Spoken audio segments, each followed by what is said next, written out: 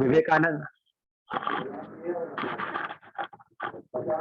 जी, विवेकानंद रामकृष्ण मठ द्वारा आयोजित इस ऑनलाइन वेबिनार में आप सभी का स्वागत है।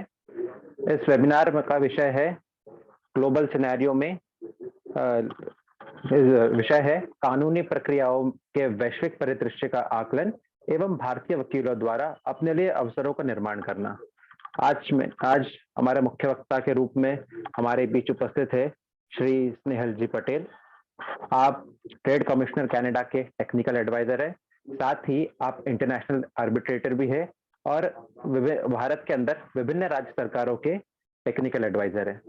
साथ ही हमारे समक्ष उपस्थित है स्वामी वेद तत्वानंद जी। आप आचार्य शंकर सांस्कृतिक एकता न्यास मध्य प्रदेश शासन के रेसिडेंशियल आचार्य है।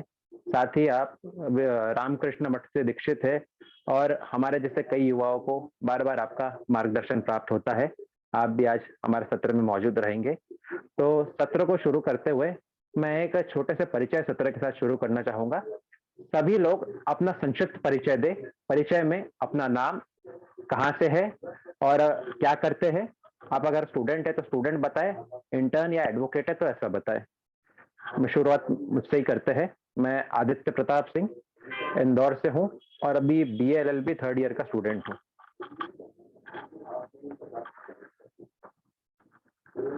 वरुण जी स्टार्ट कीजिए।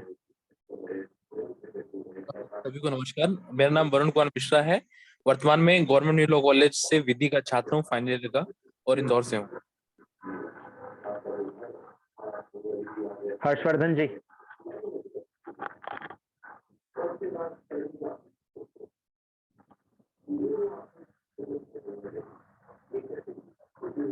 हर्षवर्धन सिंह राजपूत जी।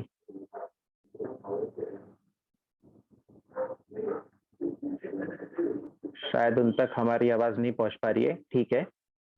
इशिका व्यास जी, आपसे आग्रह है कि आप परिचय दीजिए।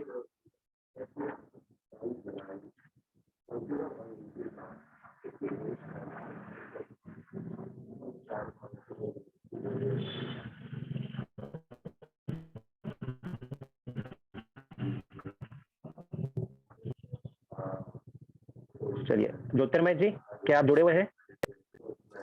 जी सर, मैं सर इंदौर से हूँ और सर मैं इस वक्त विधि का छात्र हूँ, थर्ड ईयर BA LLB से अपनी पढ़ाई कर रहा हूँ। धन्यवाद।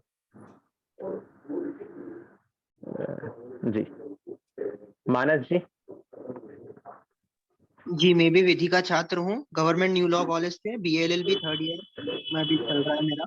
उज्जैन से निवास है, उज्जैन में मेरा, और इंदौर में पढ़ाई के सिलसिले में रहता हूँ। जी, सुनील जी डावर। हरिओम, जय सियाराम आप सभी को। मेरा नाम सुनील डावर है। मैं विधि का विद्यार्थी हूँ और उसके साथ ही साथ सिविल जज की भी तैयारी कर रहा हूँ। और मैं मूलतः बड़वानी जिले के पलसुत क्षेत्र में रहता हूँ और वर्तमान में मेरा निवास मूसाखेड़ी में है, इंदौर।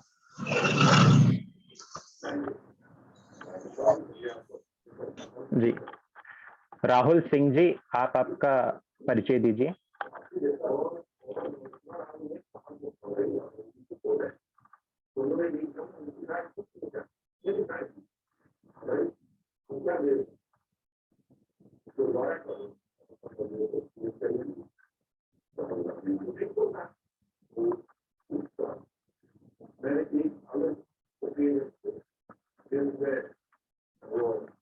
जी, जिन जिन लोगों का ऑडियो कनेक्टेड नहीं है उनसे आग्रह है कि लेफ्ट बॉटम कॉर्नर पे क्लिक करके अपना ऑडियो कनेक्ट कर ले। गोनिशा जी, दर्शना जी, आप दोनों से आग्रह है।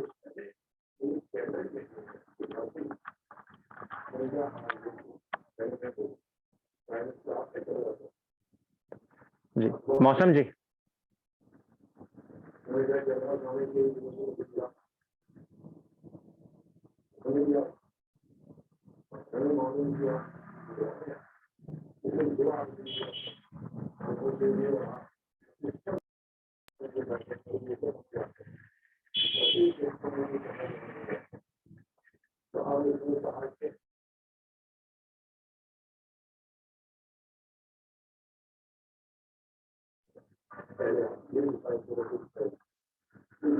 हर्षवर्धन जी, आप अपना परिचय दीजिए। सभी को राम राम। मैं Harshvardhan Patel government new law college से तृतीय वर्ष का छात्र हूँ और मूलतः निवास महेश्वर का है और वर्तमान में शिक्षा की दृष्टि से इंदौर निवास है। जी, और कोई अगर नया जुड़ा हो जिनका नाम मैं ना ले पाया हूँ, वो अपना परिचय देना चाहे तो दीजिए।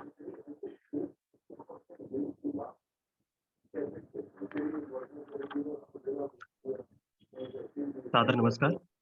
मैं देवांशु शर्मा वशिष्ठ एमआईटी यूनिवर्सिटी मध्य प्रदेश से, ग्वालियर से विधि का छात्र हूँ चतुर्थ वर्ष में।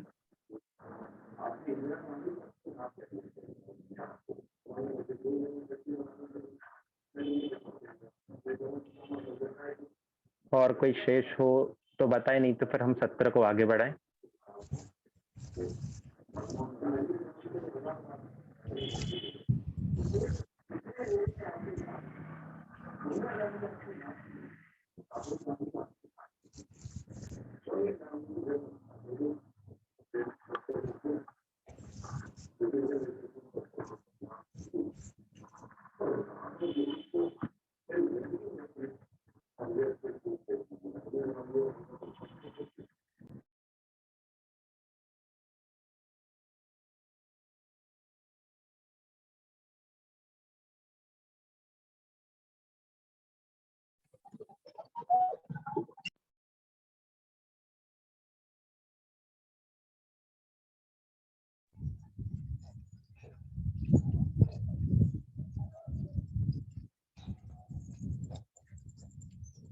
Hariom and Ram Ram to everybody.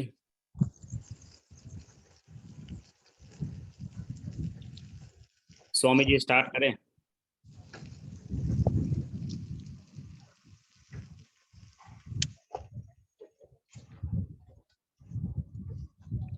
अभी ध्वनि सही है? सभी सुन पा रहे हैं? जी सर। किसी ने चैट में लिखा था, यादव जी ने, के यादव जी अभी आप सुन पा रहे हैं?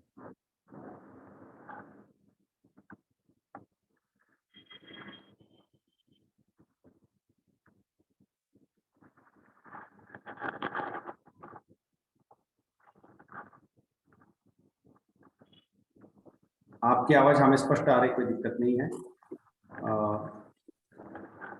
तो मैं 1-2 मिनट लेना चाहूंगा कि आज का ये आयोजन किस लिए किया गया है, इसकी मूल भावना क्या है। जिनके बैकग्राउंड में नॉइज है, कृपया अपने को म्यूट कर ले। आदित्य जी, आप अपने को म्यूट कर लीजिए जी, धन्यवाद। और श्री स्नेहल पटेल जी से मेरा परिचय ये आचार्य शंकर सांस्कृतिक एकता न्यास के मीटिंगों में हुआ, वहां से। तो और ये जो आचार्य शंकर सांस्कृतिक एकता न्यास का जो ओंकारेश्वर में कार्य चल रहा है एकात्म धाम का, वहाँ स्नेहल जी टेक्निकल एडवाइजर के रूप में भी है। और व्यक्तिगत रूप से मैंने उनके कई अन्य और लंबी लिस्ट परिचय की, लेकिन उन्होंने न दी और नहीं मुझे पता चल पाई, इसलिए बड़े लिस्ट में से बहुत 5-10% ही परिचय यहाँ पर हम कर पाए। भावना इस विषय को लाने के पीछे यह कि स्नेहल जी के साथ बात करते करते मेरे ये ध्यान में आया, मेरे मन में ऐसा प्रश्न कई बार उपस्थित होता रहा कि भारत की जनसंख्या तथा भूभाग इतना विशाल, नैसर्गिक संपदा से परिपूर्ण कई ओर से, एवं उस तुलना से इंग्लैंड, जर्मन, इटली, फ्रांस इतने छोटे देश है कि वो हमारे एक राज्य से भी छोटे हैं, जनसंख्या में भी छोटे हैं और कितनी सारी कठिनाई उनको है, लेकिन उनकी जो साइज ऑफ इकोनॉमी है वो हम 5वें स्थान पर, 4थे स्थान पर, तो हमारे ऊपर जनसंख्या में केवल चाइना ही सबसे बड़ा है, भूभाग से अमेरिका बड़ा है, लेकिन जनसंख्या में और कोई भी बड़ा नहीं। तो हमारी जो आर्थिक स्थिति है वो इतनी नीचे क्यों है? तो मुझे एक पता चला कि हमारे देश का पैसा बाहर जाता है और वो छोटे छोटे देश ऐसे हो बैठे हैं कि इस प्रकार से अन्य देशों का पैसा अंदर लाने का उनमें सामर्थ्य है।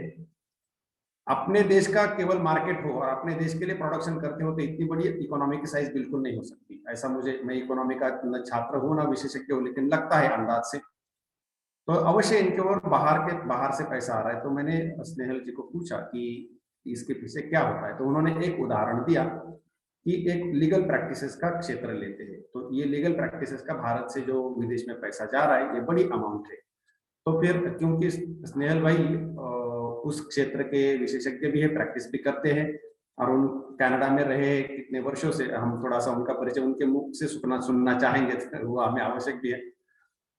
तो मैंने उनको अनुरोध किया कि आप इस विषय में हमारे भारतीय जो लॉ के छात्र और जो लॉयर से या प्रैक्टिशनर से, उनको कुछ हम एक सेशन अरेंज कर सकते हैं क्या, जिससे हम आगे चल करके भारत का जो कम से कम लॉ का पैसा बाहर जा रहा है वो भारत में रहे, और हो सके तो बाहर के जो लॉ की कंसल्टेंसी है वो हमारे देश में बढ़े और हम पैसा ला सके। तो भारत को समृद्ध बनाने के लिए विधि के छात्रों का, ये विधि के जो क्या कहे उसको विशेषज्ञ है, उनका किस प्रकार से योगदान हो सकता है, उनको क्या कुछ करने लायक कुछ अपॉर्चुनिटीज उपलब्ध है, यह मुख्य भावना है। भारत को विधि के छात्रों के द्वारा देश विदेश में जो संभावनाएं हैं उनका आकलन करना और स्ट्रैटेजिक प्लानिंग करके कुछ करना, यह उसके पीछे भावना है। तो अब स्नेहल भाई की ओर बढ़ते हैं कि कैसा पिक्चर अनफोल्ड होता है। तो जब जितने भी आप सभी तो छात्र ही उपस्थित है, आप ये चलते समय मेरा एक अनुरोध है कि आप ये भी सोचिए कि हम मिलित रूप से कुछ कर सकते हैं क्या, क्योंकि अकेले के प्रयास से कहाँ तक होगा, संघे शक्ति कलौ युगे। तो इसीलिए मिलित रूप से कुछ प्रयास किए जा सकते हैं क्या? क्या आपके मन में कोई ऐसी इस लेक्चर के अंत तक कोई ऐसी एक संकल्पना आती है कि इस प्रकार से हम कर सकते हैं, फिर आगे कैसे बढ़े? केवल लेक्चर देकर के समाप्त होकर के निकल गए तो फिर लेक्चर के लेक्चर रह जाएगा, कुछ टारगेटेड एफर्ट्स नहीं होंगे। तो इसलिए हमें उस दिशा से भी आगे बढ़ने के लिए थोड़ा सा सोच कर रखिए। अंत में प्रश्नोत्तर सत्र भी होगा और ये आगे बढ़ने के लिए कोई प्रस्ताव है, कैसा है, हम स्नेहल भाई का उसमें मार्गदर्शन अवश्य चाहेंगे। तो इतना कहकर मैं स्नेहल भाई से अनुरोध करूंगा कि आप अपना विषय रखें।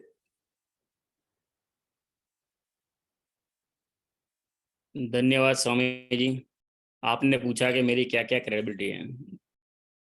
एक ही है कि मैं एक भारतीय हूँ, यहाँ आने के बाद भी, और इतना करने के बाद उसी के लिए सोच रहे हूँ कि जहाँ से हम लोग आए हैं। आपके अद्वैत वेदांत के तौर पे भी देखा जाए तो जहाँ से हमारा ओरिजिन है वापस हमें वहीं तो जाना है।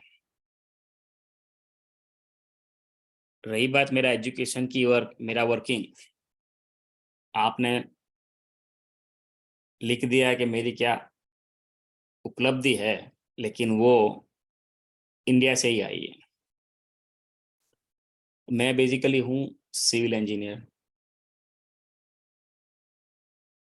और साथ में मेरा मास्टर आईटी में भी है।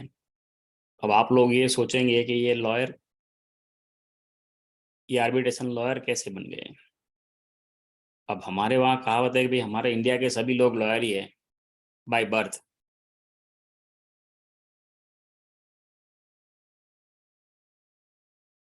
तो जिस फील्ड से मैं आया हूँ, कंस्ट्रक्शन इंडस्ट्री से, उसमें जो क्लेम होते हैं बहुत बड़े बड़े होते हैं। ज़्यादातर लोगों का मानना ये होता है कि लॉयर का मतलब ये है कि क्रिमिनल लॉयर, आपसी झगड़े उसको सॉल्व करने के लिए। और जब स्वामी जी से मेरी बात हुई तो कहते हैं कि उनका भी यही एक थॉट प्रोसेस था कि काले कोट पहन के रास्ते में खड़े हो जाते हैं और लोगों को बुलाते हैं कि भाई मैं आपकी कंसल्टेंसी करूंगा, कोर्ट में आपको रिप्रेजेंट करूंगा। अब हमारा परसेप्शन शायद गलत भी हो, लेकिन तब हमने, आपको थोड़ा हिस्ट्री में ले जाऊं तो हमारी जो न्यायिक पद्धति थी अंग्रेजों के आने से पहले वो ऐसे कोर्ट और जजमेंट नहीं होते थे। हमें सिर्फ इतना ही पढ़ाया गया कि वो जो हमारा किंग होता है, राजा होता है, उसके दरबार में जाके ये सारे सॉल्व होते थे। लेकिन गुलामी के इस वर्ष में कोर्ट, कचेरी, वकील की डेफिनेशन में अंग्रेजों ने जो सिस्टम बनाई है, अगर आप गौर करेंगे तो हम लोग अपने सामाजिक प्रॉब्लम्स लेके ही जाते थे उस वक्त। लॉयर हमारा, आदमी हमारा, समाज हमारा, पैसे भी हमारे, और जजमेंट कोई और दे रहा था। आज़ाद होने के बाद भी अभी भी वही सिस्टम चल रही है, सिर्फ जज बदल गए, लेकिन वकील और आदमी, जो समाज है, वो वही का वही है।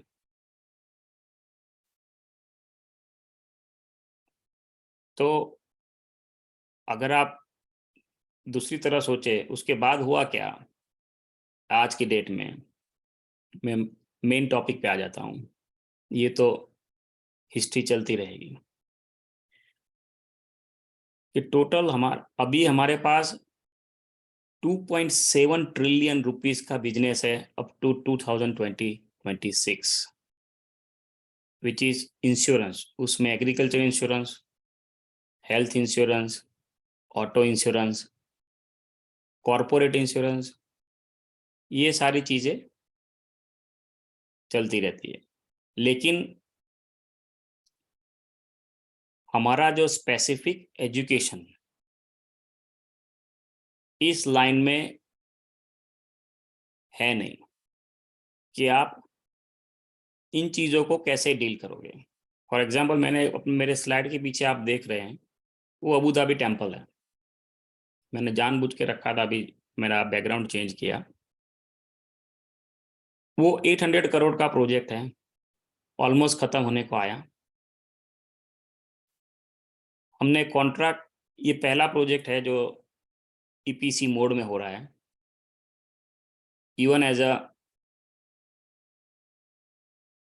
रिलीजियस प्रोजेक्ट, और लोगों के दान के पैसे से हो रहा है, डोनेशन के पैसे से हो रहा है। लेकिन उनका कॉन्ट्रैक्ट ड्राफ्ट करने के लिए हमने कंपनी हायर की थी, गुडविन, यूके से। वो बेस्ड है यूएई में, लेकिन उसके रूट्स यूके में हैं। अब आप ये सोचिए, हमारे ही डोनेशन के पैसे किसी और कंट्री में जा रहे हैं और वहाँ से साइफन होके जा रहा है यूके में। तो क्या हमारे पास मंदिर बनाने के लिए पैसे भी है, स्टोन कार्विंग वाले लोग भी हैं, लेकिन कॉन्ट्रैक्ट ड्राफ्ट करने वाले लॉयर नहीं है क्या? काम कर रहे सापुर जी, पॉलन जी, वो भी इंडियन कंपनी है। मतलब एक इंडियन दूसरे इंडियन से हायर करता है काम करने के लिए, और तीसरा इंडियन, मतलब सारे समाज के लोग पैसे देते हैं, लेकिन उनके झगड़े सॉल्व करने के लिए या उनके जो कॉन्ट्रैक्ट ड्राफ्टिंग के जो लॉयर्स हैं, वो क्या हमें आज की डेट में भी यूके से लाने पड़ेंगे?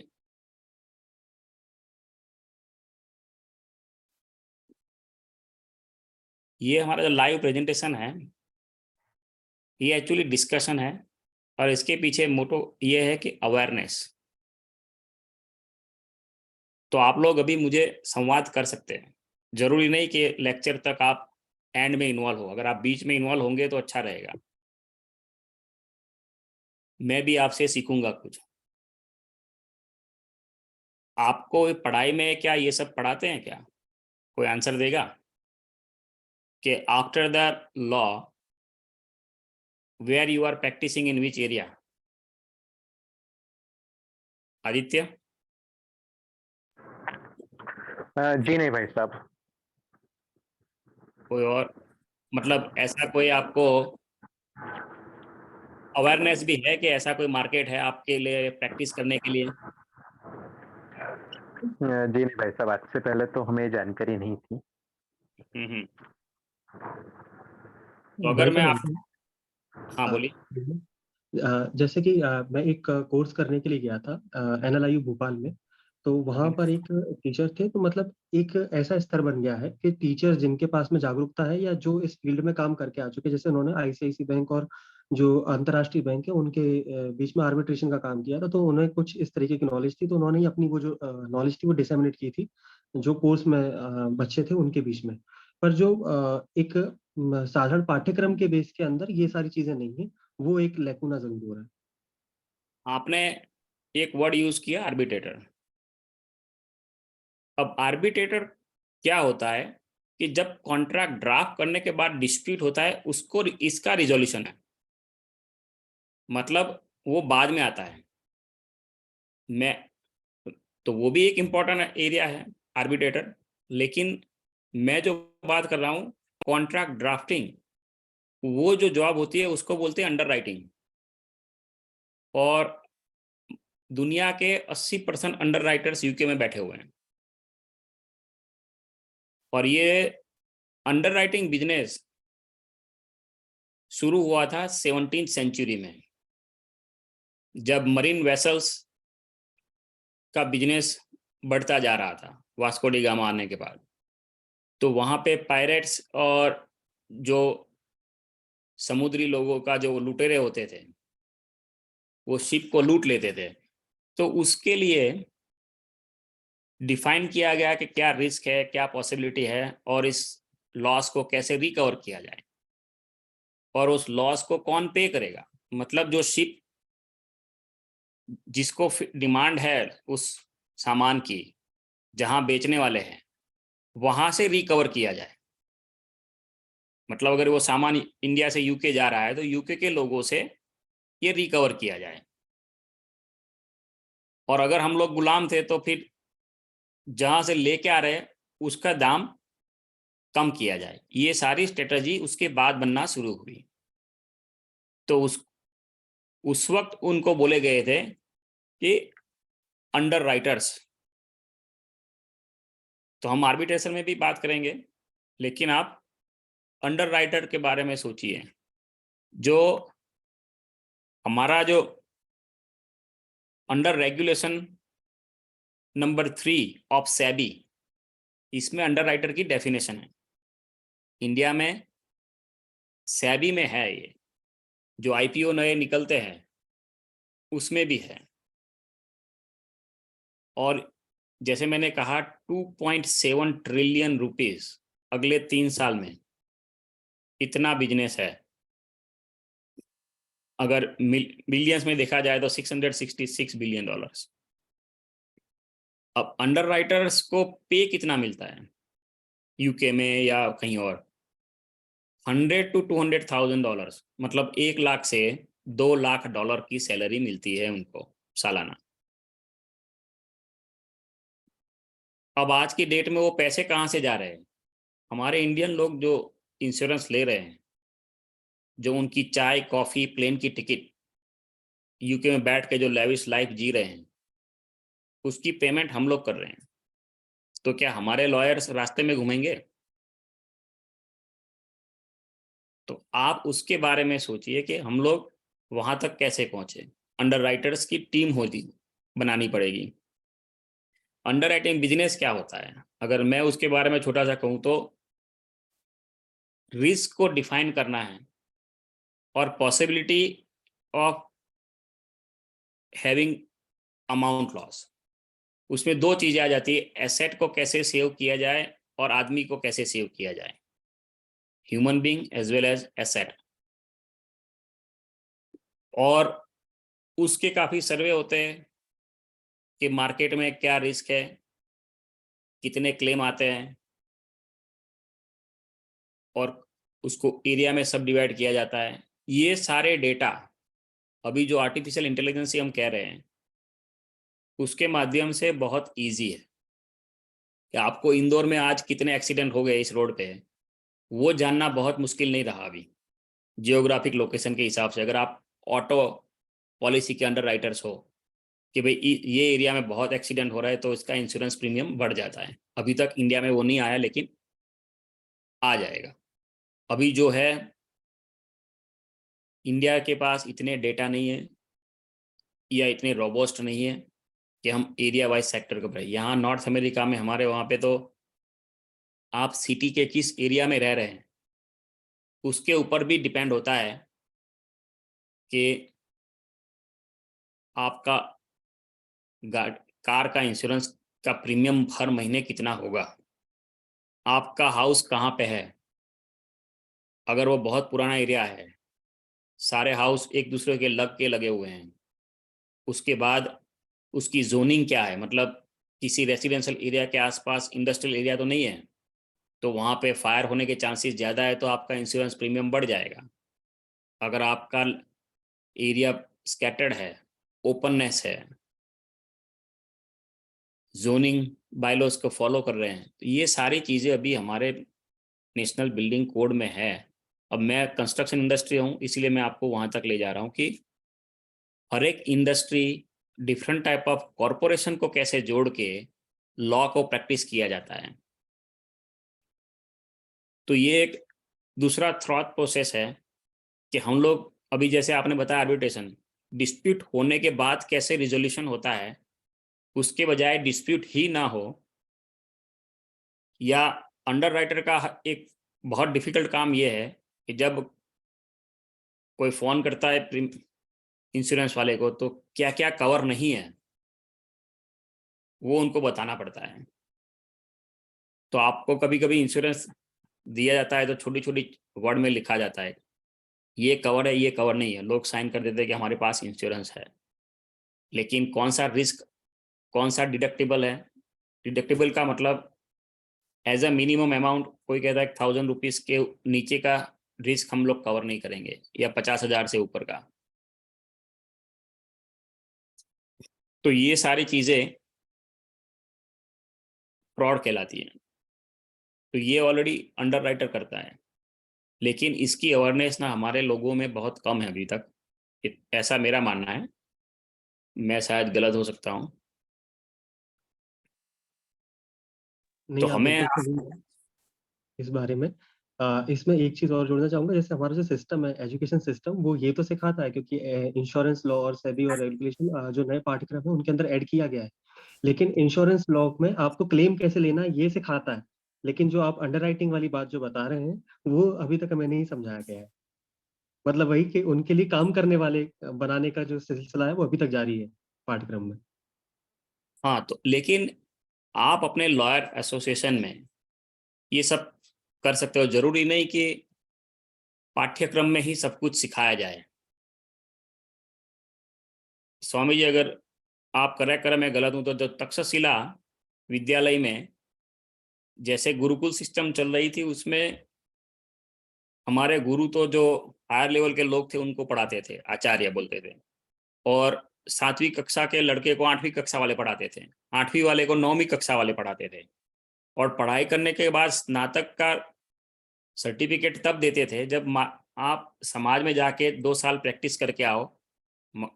मतलब आपको इंजीनियरिंग, डॉक्टरी सब कुछ सिखा देते शास्त्र के हिसाब से, लेकिन आपकी एक्सपर्टीज और स्नातक या फिर आपकी डिग्री तब भी मिलेगी जब आप उस ज्ञान को अप्लाई करके वापस आओगे।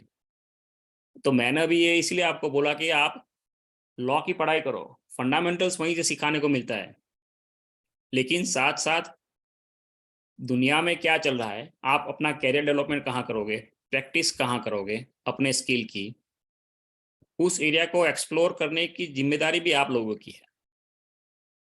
क्योंकि कॉलेज में एक बार डिग्री लेने के बाद कोई नई चीज़ तो खुद ही सीखनी पड़ती है। जैसे मैं इंजीनियर होने के बाद भी इंटरनेशनल आर्बिट्रेशन के केस में जाता हूँ, expert witness supreme court Canada के लिए हूँ, यहाँ पे टेक्निकल एडवाइज़र हूँ, तो मुझे कॉन्ट्रैक्ट एडमिनिस्ट्रेशन भी उनको दिखाना पड़ता है कि भाई क्या क्या डिस्प्यूट हो सकता है in future, that is risk assessment potential of the. तो आप अपने आप को कैसे बचाओगे, और हर बार हम अपने आप को बचाने की नहीं सोचना है। जब भी कोई एग्रीमेंट होता है, it has to be fair to both parties. One way नहीं होना चाहिए, 2 वे होना चाहिए। तो अच्छा अंडर राइटर वही कहलाता है कि जो दोनों को बचाए। ओवरऑल आपको समाज में इक्वालिटी लानी है, न्यायिक प्रोसीजर को फॉलो करना है। तो आपको कोई भी लॉयर को पहले अंडर द ओथ रखते हैं। अंडर द ओथ का मतलब आप एथिक्स से काम करोगे, किसी को अन्याय नहीं होने देंगे। तो इंग्लिश में वो बार बार कहते हैं विन विन सिचुएशन, कि अगर कुछ भी नहीं हुआ तो दोनों को हैप्पी रख के ये आगे बढ़ाओ। जो भी रिस्क है, अंडरराइटर की जिम्मेदारी ये होती है कि वो आइडेंटिफाई करें। इसका मतलब जो कॉन्ट्रैक्ट में रिस्क असेसमेंट हो गया तो दोनों पार्टी को वो रिस्क एक्सेप्टेड है। अगर रिस्क को पहले से आइडेंटिफाई करके एक्सेप्ट कर लिया जाए कि ऐसा भी हो सकता है, तो फिर एक दूसरे के ऊपर ब्लेम नहीं करेंगे, क्योंकि ये एक्सपेक्टेड था उस जॉब के नेचर के हिसाब से। अभी नितिन गडकरी का इंडिया टीवी पे इंटरव्यू था, तो जितने हाईवे बनाए हमने उसके लिए तो वर्ल्ड रिकॉर्ड मिल गया हमें, लेकिन आप सिर्फ यमुना एक्सप्रेसवे की बात करो तो हर रोज 10 आदमी मरते हैं। Every day 10 people die because of the highway. तो क्या हमने लोगों को मारने के लिए हाईवे बनाया? तो उन्होंने ये बोला कि मैं एक्सेप्ट करता हूं कि लोग हाईवे बनाने से मरेंगे, लेकिन उसके लिए दूसरे लाखों लोगों का जो फायदा है वो तो मैं नहीं मार सकता हूं उनको इधर से उधर जाने के लिए। तो वो लोग जो मर गए हैं या जो एक्सीडेंट होने वाले हैं, वो अपनी गलती से एक्सीडेंट करते हैं, वो हाईवे की वजह से एक्सीडेंट नहीं करते हैं। तो यहाँ पे लॉ है कि अगर हाईवे पे कोई आदमी पैदल चल के गया और मर गया तो उसके ऊपर कोर्ट केस भी नहीं चलाती। जो कि हमारे वहाँ ये होता है कि भाई आपने एक आदमी को मार दिया, पहले ये तो सोच लो कि वो हाईवे पे गया क्यों, उसके चारों तरफ फेंस लगी हुई है, क्या जरूरत थी हाईवे को क्रॉस करने की। तो अभी जो ऑटो पॉलिसी अंडरराइटिंग है वो काफ़ी कॉम्प्लिकेटेड है इंडिया में, वो स्ट्रेट फॉरवर्ड नहीं है। तो आपको ये जो गुत्थी है लॉ की, उसके साथ मिला के देखना है। तो इंडिया में जो लॉ, जो आर्बिट्रेशन की बात आप कर रहे हो, वो इसलिए कॉम्प्लिकेटेड हो जाता है क्योंकि हमारे पास स्ट्रेट फॉरवर्ड लॉ भी नहीं है। और ज़्यादातर लोग क्या करते हैं, जैसे हमारा कॉन्स्टिट्यूशन, आप रिकॉर्डिंग कर रहे हो फिर भी मैं बोलूँगा, जैसे हमारा कॉन्स्टिट्यूशन कॉपी पेस्ट हो गया ब्रिटिशरों से, वैसे हमारे ये सारे कॉन्ट्रैक्ट है वो भी दुनिया से कॉपी पेस्ट होते जा रहे हैं। लेकिन इंडिया में वो एप्लीकेबल है कि नहीं ये भी किसी को नहीं पता। जब कोर्ट में जाते हैं तब पता चलता है कि इस सेंटेंस का कोई रिलेवेंस नहीं है अंडर द लॉ। तो ये फ्रॉड कहलाता है। इसके ऊपर लॉ सूट हो सकता है इंश्योरेंस कंपनी के ऊपर, लेकिन वो लॉ सूट करने वाले लॉयर भी हमारे पास नहीं है। जैसे आपने कहा अंडरराइटिंग आपने पहली बार सुना, तो ये प्रेजेंटेशन का या सेमिनार का यही एक उद्देश्य है कि आप लोग, ये बहुत बड़ा बिजनेस है और बिजनेस के तौर पे ना देखा जाए तो हमारे जो पैसे, स्वामी जी ने जैसे कहा कि बाहर जा रहे हैं, अगर 2.7 ट्रिलियन रुपीस की का बिजनेस है अगले 3 साल में, अगर उसका मैं 1% भी गिनूंगा तो उतने पैसे हम लोग कमाई करके बाहर भिजवा रहे हैं। और जितने अनएम्प्लॉयड लॉयर हैं उनके लिए काफ़ी होगा कि वो खुद इस बिजनेस को एक्वायर कर लें और अपने ही समाज की सेवा करें। तो हमारी इकोनॉमी क्लोज इकोनॉमी होगी, तो इंडिया का ग्रोथ भी होगा। दूसरा कि आप लोग इसी कल्चर से हो, तो हमारे कल्चर में क्या डिस्प्यूट रिजोल्यूशन हो सकता है वो आप ज़्यादा अच्छी तरह से जानोगे, बजाय यूके का या बाहर का कोई लॉयर उसको राइटिंग करे कि भाई इसका डिस्प्यूट रिजोल्यूशन क्या होगा। क्योंकि जब वो कंडीशन लिखेंगे डिस्प्यूट रिजोल्यूशन की, तो आपको अपनी सामाजिक व्यवस्थाएं, अपने तौर तरीके बदलने पड़ेंगे। और आप लोग अपने आप को ये समझाओगे कि ये तो लॉ में लिखा है इसीलिए हमें ये करना पड़ेगा, लेकिन आपकी जीवन जीने की पद्धति भी बदल जाएगी साथ साथ। और यही हुआ है अभी तक। अंडरराइटिंग और कॉन्ट्रैक्ट का मतलब ये नहीं होता कि दूसरे के ऊपर अविश्वास करो। बेसिक क्राइटेरिया सिर्फ इतना ही है कि आप अच्छे से रिस्क असेसमेंट करो और रिस्क टेकर कौन है उसको डिफाइन करो। और हमेशा रिस्क टेकर कौन होता है? जो ओनर होता है वो। और अगर उस काम करने की पद्धति, उसको बोलते हैं प्रोसेस, आपने कोई टारगेट दिया, फॉर एग्जाम्पल अभी मैं लूंगा, स्वामी जी को पता है, ये हमने ओमकारेश्वर प्रोजेक्ट की बात कर रहा हूं, तो इस प्रोजेक्ट में काम हमने दिया कि भाई स्टैच्यू बनाना है, अब कितने साल चलेगा, वो हमने क्राइटेरिया के 500 साल चलने वाला बना दो, तो उसकी जिम्मेदारी हम ले रहे हैं एज ए ओनर। लेकिन वो कैसे अचीव करेंगे, उस प्रोसेस की जिम्मेदारी कॉन्ट्रैक्टर लेगा, क्योंकि वो उसका काम है। तो आपका अंडरराइटर को ये लिखना है कि आपने बोला कि भी आसमान से तारे तोड़ के लेके आओ, अब उसके पीछे क्या रिस्क असेसमेंट होगा, और वो सामने वाला कहता है मैं ठीक है तोड़ के लेके आऊंगा, तो भाई आप कौन से रॉकेट बना के लेके आओगे उठा के, तो वो उसकी है। तो ब्रीच ऑफ कॉन्ट्रैक्ट कैसे होता है, ये आपको डिफाइन करना है। तो यही, और उसका फाइनेंस लास्ट में तो यही रहता है कि उसका फाइनेंशियल इम्प्लीकेशन क्या है, क्योंकि आपको काम कराना है, सामने वाले ने काम किया, उसके कॉम्पनसेशन में आपको पैसे इन्वॉल्व हो गए, तो लास्ट में यही आता है कि पैसे कितने आदान प्रदान होंगे, और इसको मैनेज कर रहा है अंडरराइटर और लॉयर, तो वो भी तो पैसा लेगा अपनी स्किल को प्रैक्टिस करने के लिए। तो एंड में सभी कुछ फाइनेंशियल मैटर आएगी। तो फाइनेंशियल मैटर्स में उसकी मैकेनिज्म क्या होगी, उसका चेंज ओवर टाइमिंग क्या होगा, और किससे करोगे, ये प्रोसेस भी आपको लिखनी पड़ती है अंडरराइटिंग वाले को।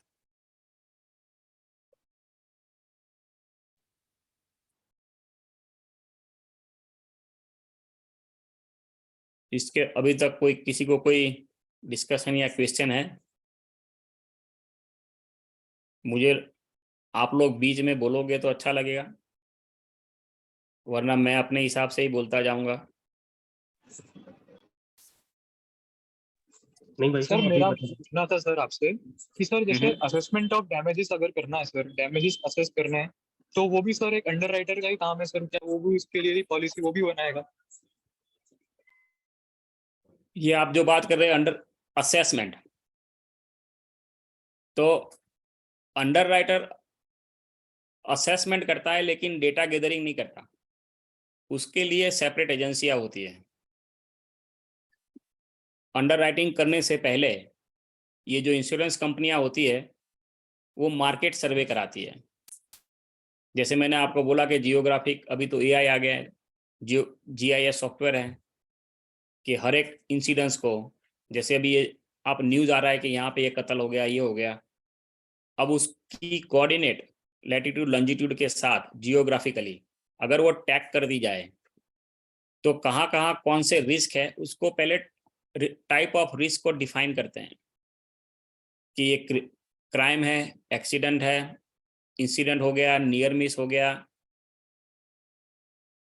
एवरी 600 नियर मिस, मतलब कोई बिल्कुल नजदीक से गाड़ी लेके चला गया आपके, या आप चलते चलते गिरते गिरते रह गए, that is called near miss. उसके बाद every 600 near miss will cause one incident. Incidence का मतलब आपको छोटी सी खरोच लग गई लेकिन इतना बड़ा डैमेज नहीं हुआ, कार को थोड़ा सा स्क्रैच हो गया, और every 600 incidents will create accident. तो ये एक असेसमेंट की पद्धति हो गई, प्रोसेस हो गई, ये प्रूवन है, हमारे सेफ्टी रिकॉर्ड बोलते हैं उसको। तो वो स्टेजेस हो गए, तो वो स्टेजेस को स्टडी करना अंडरराइटर का काम है, लेकिन वो स्टडी या सर्वे करने का काम उनका नहीं है, वो दूसरी एजेंसियां होती है, लेकिन उसके पैसे भी इंश्योरेंस कंपनी देती है, और फिर इन्वेस्टर ढूंढती है कि भाई ये रिस्क है, ये हमारा असेसमेंट का प्रोसेस है, अब हम इसको इम्प्लीमेंट करेंगे मार्केट में।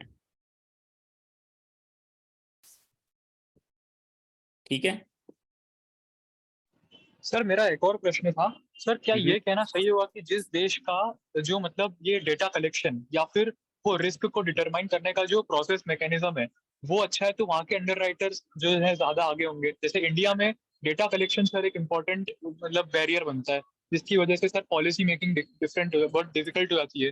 तो ये ऐसा कहना सही होगा कि अगर हम अपने डेटा कलेक्शन के ऊपर अगर हम वो रिस्क को असेस करने की अगर वो पद्धति को मैकेनिज्म को सही करेंगे तो क्या हमारे यहाँ भी मतलब काम आसान हो जाएगा अंडर राइटिंग का? बिल्कुल सही बात है। वो लोग दुनिया में क्या क्या प्रोसेस अवेलेबल है एज अ लॉयर या एज अ अंडर राइटर्स, आपको वो प्रपोज करना है। क्योंकि जब आप असेस करोगे तो कौन किस प्रोसेस से ये डेटा आया, उस डेटा का वैलिडेशन क्या है, एक्यूरेसी क्या है, वो भी तो आपके लिए जानना जरूरी है। तो ये सारा इंटरलिंक है, भले ही वो आपका डे टू डे काम नहीं है। लेकिन आप अगर इंदौर की बात करें और अभी आप स्टूडेंट हो तो आप एक प्रोजेक्ट ले सकते हो कि भाई हम लोग इंदौर को उसकी पूरी ऑटोमोबाइल इंडस्ट्री या तो फिर जहाँ पे चोरियां हो रही है पुलिस में जाके आप उसको आइडेंटिफाई कीजिए पुलिस स्टेशन के कहाँ कहाँ क्राइम हो रहा है, कहाँ कहाँ एक्सीडेंट हो रहा है। अगर उसका डेटाबेस बना और अगर हमारा सोशल स्ट्रक्चर स्ट्रांग है कि कुछ भी नहीं हो रहा, तो फिर हम इंश्योरेंस कंपनी को कह सकते हैं कि भाई मैं इतना प्रीमियम क्यों दूं अगर मेरा रिस्क कम है। तो ऐसा एक प्रोजेक्ट करके आप लोग बाहर ला सकते हो और वो गवर्नमेंट आपको अप्रिशिएट करेगी। और फिर इंश्योरेंस कंपनी के साथ हम एज अ पूरे एक इंदौर समाज के थ्रू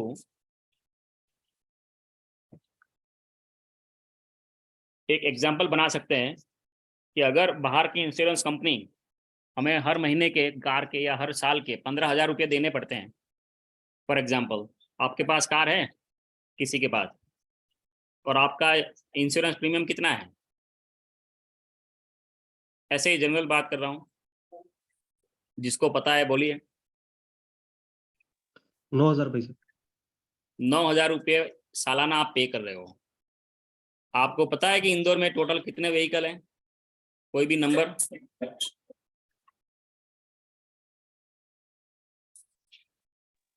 भाई साहब 6 लाख के लगभग ग्वालियर में गाड़ियां हैं, जैसे ग्वालियर से हूँ तो उसमें कार की संख्या मुझे पता नहीं है, सभी गाड़ियां मिला के 6 लाख के मैंने लगभग। प्रेजेंटेशन चालू है उसके ऊपर ही गूगल कर दिया तो 19 लाख गाड़ियां आपके पास है 2018 में। अब आप उसको 9,000 से मल्टीप्लाई कर दीजिए, कितना पैसा हुआ?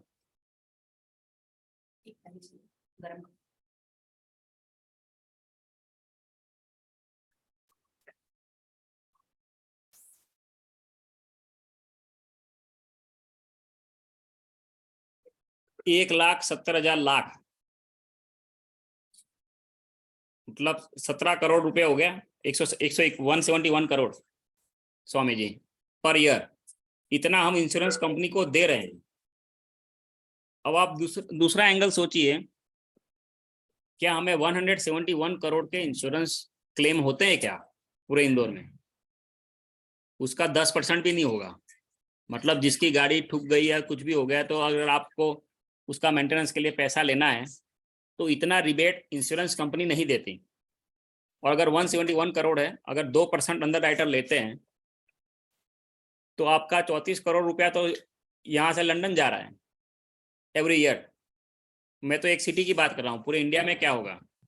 अभी तो एग्रीकल्चर इंश्योरेंस बाकी है, जो हेल्थ इंश्योरेंस है, जो LIC इतनी बड़ी कंपनी हम कह रहे हैं, लेकिन टॉप 10 हेल्थ इंश्योरेंस कंपनी में नहीं आती वर्ल्ड की टॉप 10 कंट्री में 5 कंपनी यूके की है, 2 कंपनी चाइना की है, बाकी कंपनी यूएस की, और सबसे बड़ी कंपनी यूएस में। इंडिया का तो हमें नाम निशानी नहीं है, लेकिन फिर भी हम कह रहे हैं कि LIC सबसे बड़ी कंपनी है, लेकिन वर्ल्ड मार्केट में उसका कोई स्थान नहीं है। और बाहर से मैन्युलाइफ और वो सब जो कंपनियां हमारे वहाँ आ रही है और वो हॉस्पिटलों को सब्सिडाइज कर रही है आज की डेट में। अब किसी का ध्यान उसके ऊपर जा नहीं रहा, लेकिन इन फ्यूचर ये कंपनियां मेडिकल इंडस्ट्री को कैप्चर कर रही है धीरे धीरे। आपको फार्मेसीज जो हमारी ही गोलियां हैं, जो मेडिसिन, वो इंश्योरेंस में कवर कर रहे हैं। हम लोग ये सोच रहे हैं कि मुफ्त में मिल रहा है, कोई भी चीज मुफ्त में नहीं है।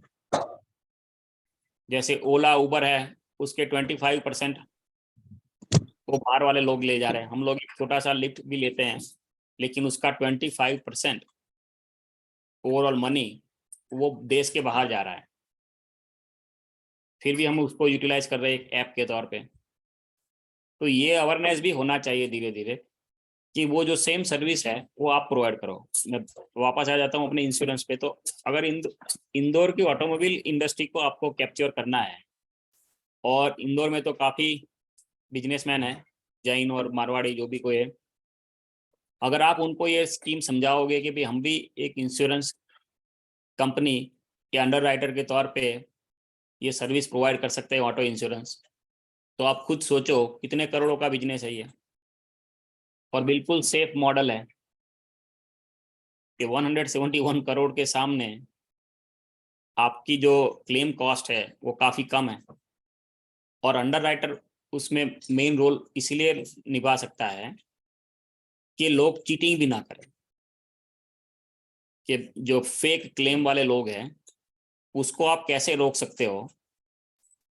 पुलिस के तौर पे पकड़ के नहीं कि इन्होंने गाड़ी का एक्सीडेंट हो गया है, गैराज में जाके ये फ्रॉड कर लिया।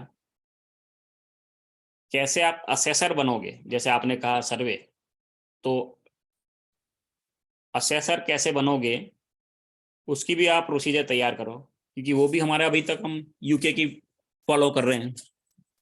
वो भी अंडर राइटर लिखेगा सेक्शन 40-6। तो ये एक आपका पूरा एक नया एरिया है। बाकी रहा corporate world, B2B, business to business. दूसरा ऑप्शन होता है आपका B2B2C2B, business to customer and वापस बिजनेस। जो रीसेलर, जो आप अभी जो कर रहे हैं वो अमेजोन, जो ऑनलाइन आप बाय कर रहे हो, वो बिजनेस टू बिजनेस है। बीच में कस्टमर भी आता है, उसको रीसेल करके वापस बिजनेस में भी ले जाता है। अभी तक उसके लिए कोई पॉलिसी नहीं है हमारे पास। इंडिया की लॉ सिस्टम वहां तक पहुंची ही नहीं है, और जो कंज्यूमर है उसका जीरो प्रोटेक्शन है आज के डेट में। तो उसके ऊपर भी आप काफी कुछ काम कर सकते हैं, क्योंकि अभी डिजिटल मीडिया का मार्केट भी बिलियंस में है।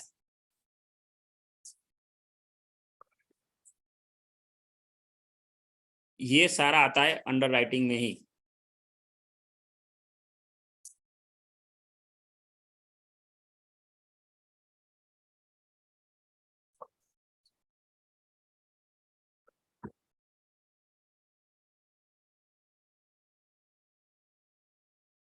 अभी जो अदानी का मसला है उसके लिए भी अंडर राइटिंग, लेकिन हम डिबेट चलती रहती है मीडिया में, लेकिन जो सुनने वाले लोग हैं और जो एंकर बन के आ जाते हैं, जो अपने और दूसरे जो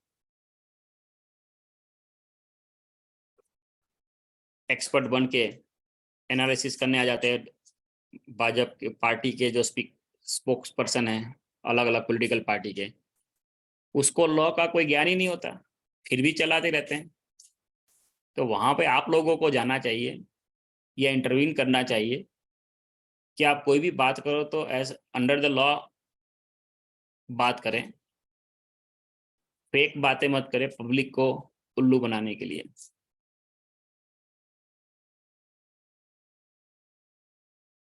तो ये कॉर्पोरेट लॉ का है, जिसमें अंडर राइटर आपका सेक्शन 36 कंपनी लॉज एक्ट 2013 और दूसरा सेक्शन 477 के false and misleading statement to the relevant fact and person to take the security. तो इसके ऊपर कोई बात नहीं करता कि उन्होंने ये किया कि नहीं किया। तो ये भी एक जरूरी है। और आप लोग देखो कि वो कह रहे हैं कि इतने फ्रॉड हो रहे हैं, लेकिन हमारी लॉ इंडस्ट्री क्या कर रही है, और वो जिम्मेदारी आप लोगों की है। हम तो आपको सिर्फ इंडिकेशन दे के अपना काम करेंगे। तो आप लोग क्या सेबी के रूल्स 1993 के ऊपर कुछ पढ़ रहे हैं? आपके कोर्स कंटेंट में है?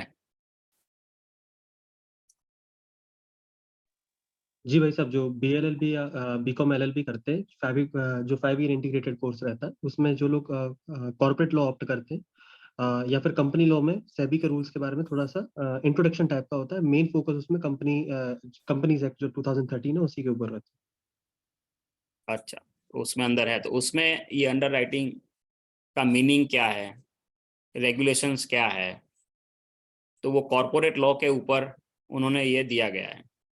बाकी रहा आपका लोन अंडर राइटिंग, जो हमारे इतने सारे लोन बैंकों से मिल रहे हैं, उसके ऊपर अभी काफी काम करना बाकी है। कि हाउसिंग लोन के ऊपर HDFC ICI जो लेते हैं, तो उसके जितने भी कॉन्ट्रैक्ट है, आप लोगों को वो भी एक कलेक्शन करके उसके ऊपर एक थीसिस लिखना चाहिए कि भाई क्या डिफरेंसेस है बिटवीन अलग अलग बैंकों में, क्या बेनिफिट या क्या खराब है, वो नहीं लिखना है। आपको फोकस रखना है कि भाई वो क्या क्या रिस्क कवर कर सकते हैं। उनके अंडर राइटर को आप क्वेश्चन पूछो बैंक में जाके, आपको ये पता चलेगा कि उनका अंडर राइटर इंडिया में बैठा है या कहीं बाहर बैठा हुआ है। इतने क्वेश्चन पूछो आप लोग मिलके, लॉ के स्टूडेंट, तो उनकी पूरी सिस्टम आप ट्रांसपेरेंट करके छोड़ दो कि ये लोग यहाँ से इतने लोग काम कर रहे हैं और ये चीज़ें यहाँ पे आ रही है, उसके पीछे डेटाबेस क्या है, कोई उनका सर्वे है कि नहीं, जो हमारी पहले बात हुई।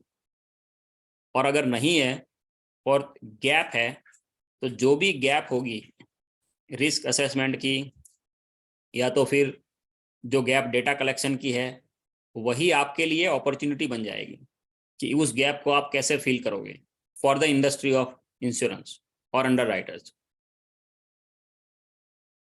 तो बाजार में फिर आपको जॉब ढूंढने के लिए जाना नहीं पड़े। दूसरी बात, मैंने आपको बोला इंदौर में कई इन्वेस्टर होंगे, जब आप उनको ये एनालिसिस बना के दोगे तो खुद ब खुद ये इंश्योरेंस कंपनी या लायबिलिटी लेने वाली कंपनी आप खुद बन सकते हो।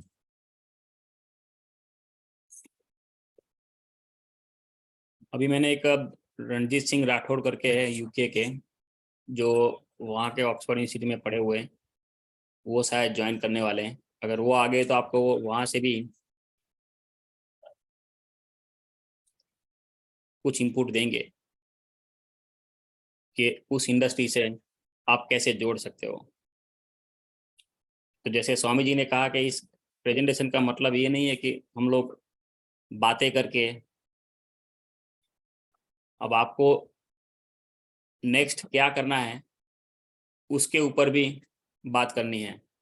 तो जो हमने बात कर ली अभी, insurance under writers, housing loan के लिए अंडर राइटर्स, तीसरा होता है आपका लायबिलिटी अंडर राइटिंग, जो person is insured against any liability arising out of lawsuit against itself, means बड़े ग्रुप के लिए।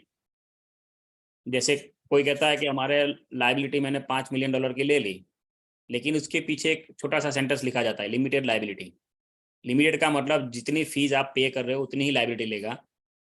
तो उसकी जो वकारियस लायबिलिटी ये बड़ी होती है, $5-10 मिलियन की।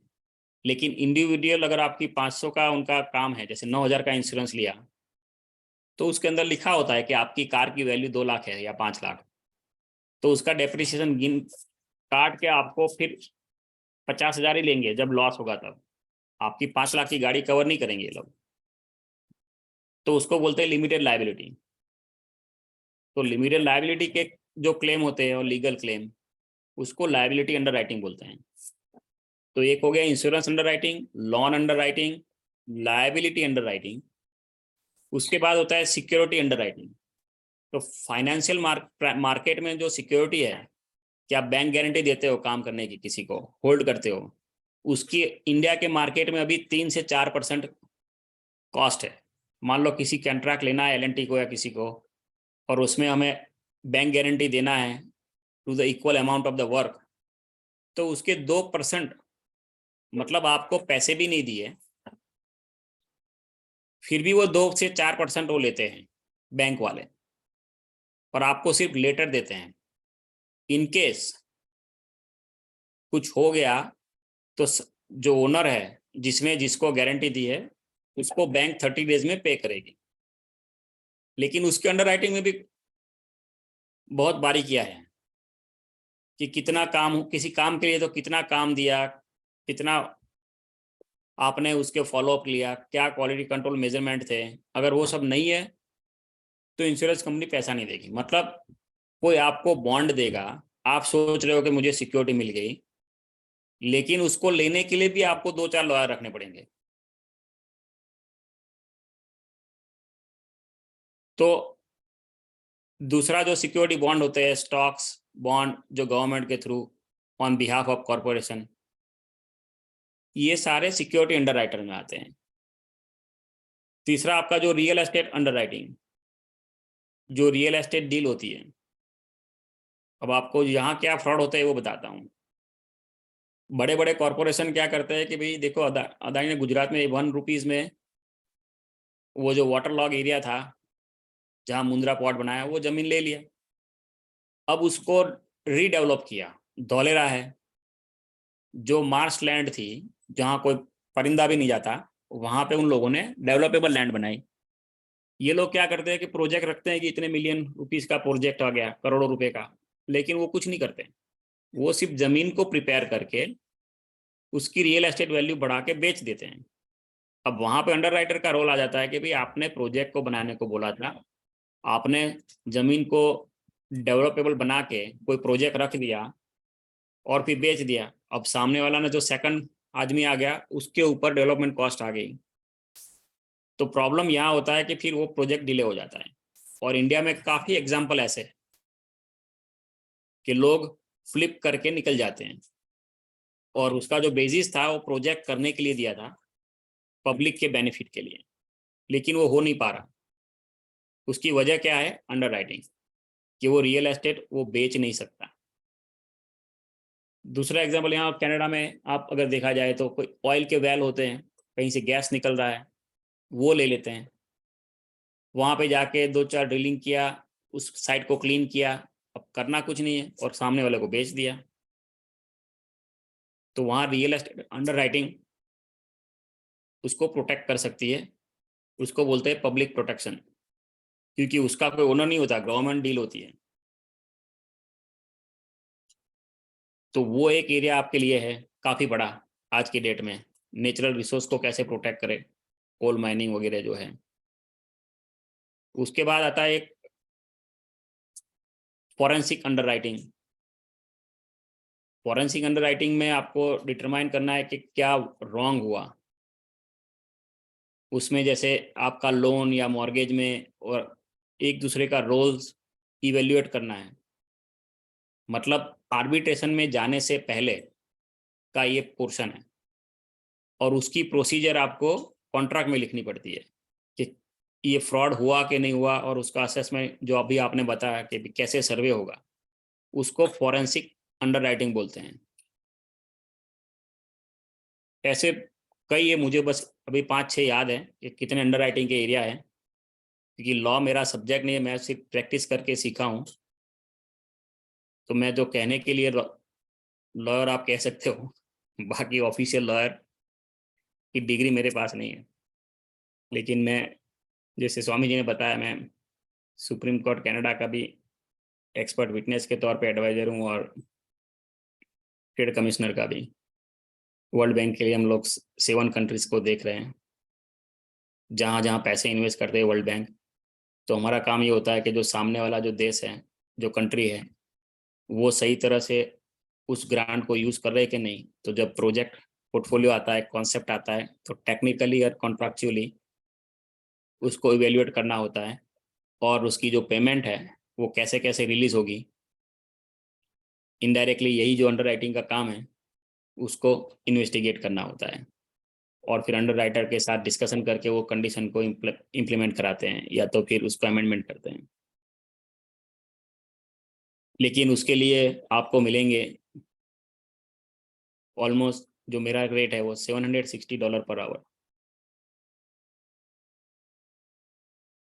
तो आप ये सोच लो कि अगर आप अपॉर्चुनिटी ढूंढ रहे हो लॉयर बन के, तो अगर आप एक्सपर्ट हो तो मार्केट में आपकी वैल्यू 500 से $1000 पर आवर हो सकती है। लेकिन इस प्रोसेस से आपको गुजरना पड़ेगा और ये एक नया एरिया है। दूसरा, आप कंडीशनल अंडरराइटिंग कर सकते हो, इक्विटी अंडरराइटिंग हो सकती है और सॉफ्ट अंडरराइटिंग, कि जिसके लिए आप जो शेयर बाजार में शेयर बाय करते हो, क्लोज करते हो, उसके फेस वैल्यू अंडरराइटिंग, उसकी स्मॉल विंडो टाइम होता है बेचना का उससे, तो आप टाइम को ट्रिगर करके अंडरराइटिंग कर सकते हो। उसमें फिर कौन सा रिस्क है वो ओनर पे चला जाता है।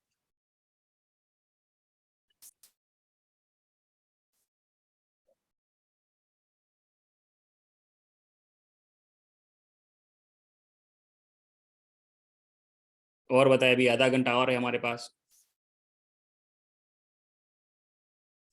मैं तो बोलता जाऊंगा अभी भी 3 घंटे भी। आप बीच में कुछ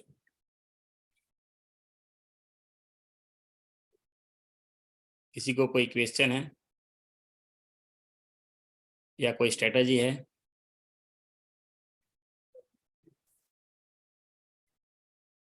स्वामी जी, आदित्य जी। किसी का भी कोई प्रश्न हो तो वो पूछ सकते हैं, या बोल पाने में मान लो किसी को दिक्कत हो, कोई बाहर हो तो टाइप करके भी चैट बॉक्स में डाल सकते हैं क्वेश्चन। रंजीत सिंह जी आ गए हैं मेरे ख्याल से। रंजीत सिंह जी, यूके से आप हो अभी? स्नेल भाई, जैसे जी हुकम। मुझे पता नहीं था आप कब थे, मैंने अभी देखा कि अटेंडी में आप हो अभी। जी हुकम।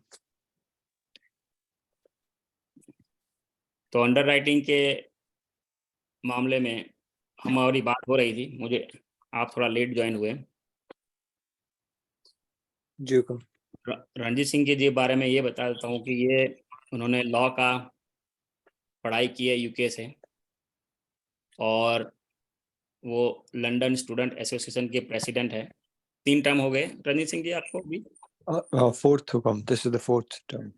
This is the 4th term and he is also involved in a active politics.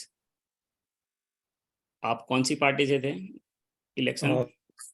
जो रूलिंग पार्टी यहाँ की कंजर्वेटिव पार्टी। कंजर्वेटिव पार्टी को रिप्रेजेंट करते हैं वहाँ पे।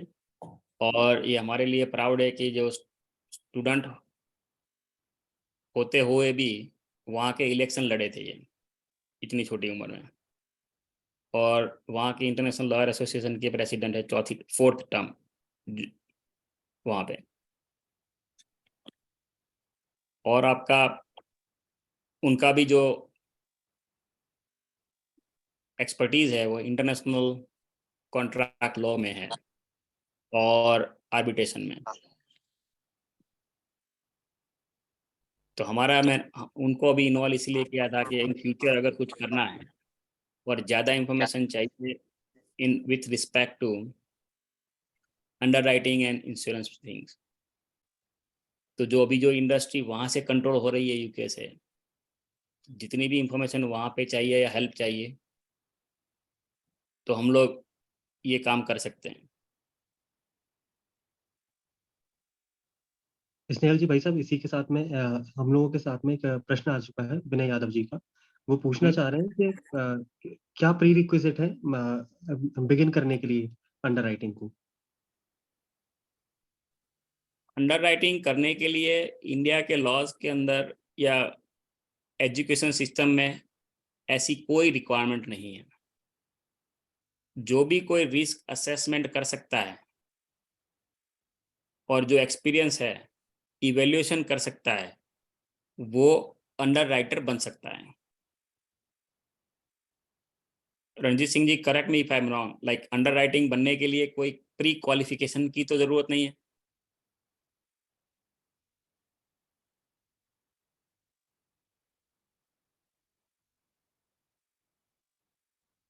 हेलो, अच्छा वो नहीं है, ऐसी कोई रिक्वायरमेंट नहीं है एजुकेशन में। लेकिन अगर आप लॉयर हो तो आपको लॉ की बारीकियां पता है, क्योंकि at the end of the day जो भी आप कंडीशन या कॉन्ट्रैक्ट एग्रीमेंट लिखोगे, it has to be comply with the law. तो जो नॉर्मल आदमी है उसको वो लॉ की बारीकियां day to day up to date करने के लिए काफ़ी समय चाहिए, और आपके पास अगर फंडामेंटल नॉलेज है तो आप उसको इजीली कर पाओगे। तो ऐसी कोई रिक्वायरमेंट नहीं है। आपका क्वेश्चन का आंसर ये कि ऐसी कोई रिक्वायरमेंट नहीं है एजुकेशन या ऐसी कोई डिग्री नहीं है,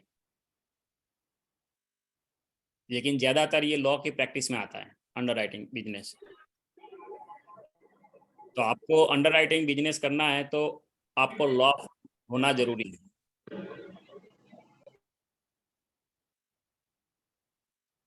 लॉ फर्म के साथ जुड़ना जरूरी है, या तो लॉ फर्म आपको ओपनिंग करना जरूरी है।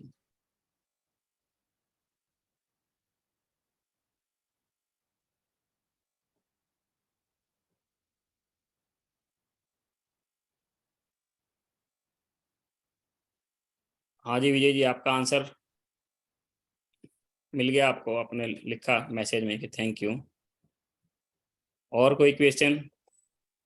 भाई साहब, इसी के साथ में एक क्वेश्चन और पुटअप करना चाहूंगा कि जैसे कि ऐसा कोई एक मॉडल है या मैप है जिसको समझ के जो लोग इस चीज में नए हैं, क्योंकि बहुत सारे टर्म इसके अंदर ऐसे हैं जो पहली बार सुनने में थोड़े समझ में आने में थोड़ा सा परेशानी करेंगे, तो कोई एक ऐसा मॉडल है जिसको समझ के इसके अंदर ज्यादा गहराई से इसको समझा जा सके?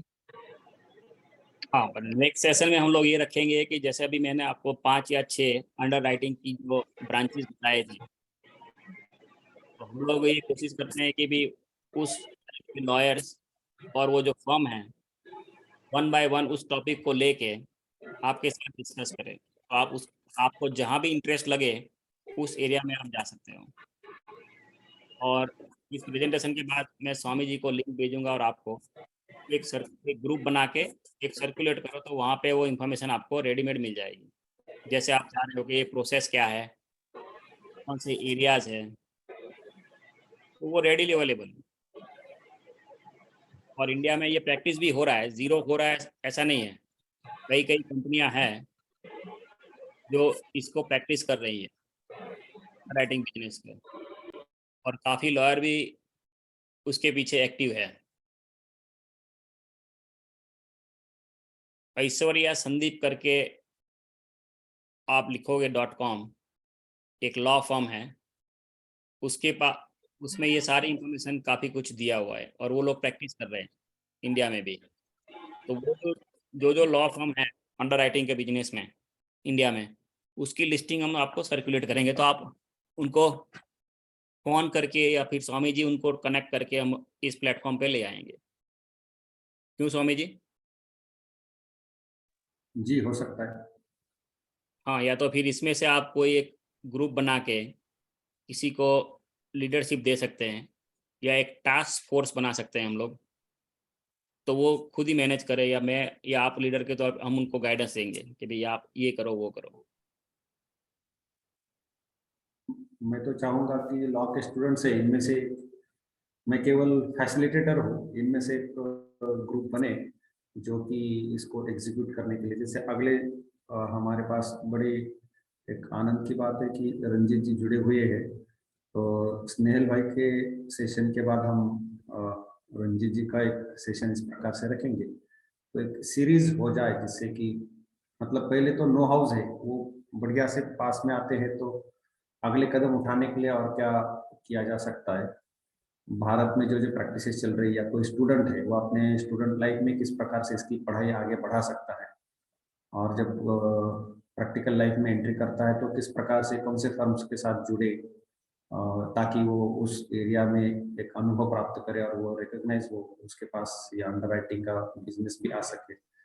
प्रैक्टिकली एग्जीक्यूटेबल पॉइंट्स क्या हो सकते हैं छात्र के प्रति, जैसे क्योंकि मैं इंजीनियरिंग का छात्र रहा तो वहाँ सैंडविच कोर्स होते हैं, मतलब 2 सेमेस्टर इंडस्ट्री में जाकर के काम करो। 4 वर्ष की इंजीनियरिंग है, उसमें से 2 सेमेस्टर केवल सैंडविच कोर्स मतलब इंडस्ट्री के लिए देते, तो मतलब किसी न किसी प्रकार से वो जोड़ने का प्रयास किया है कि आप इंडस्ट्री के साथ जुड़ जाइए। तो ऐसा कोई ये हो सकता है क्या उस बिजनेस के साथ?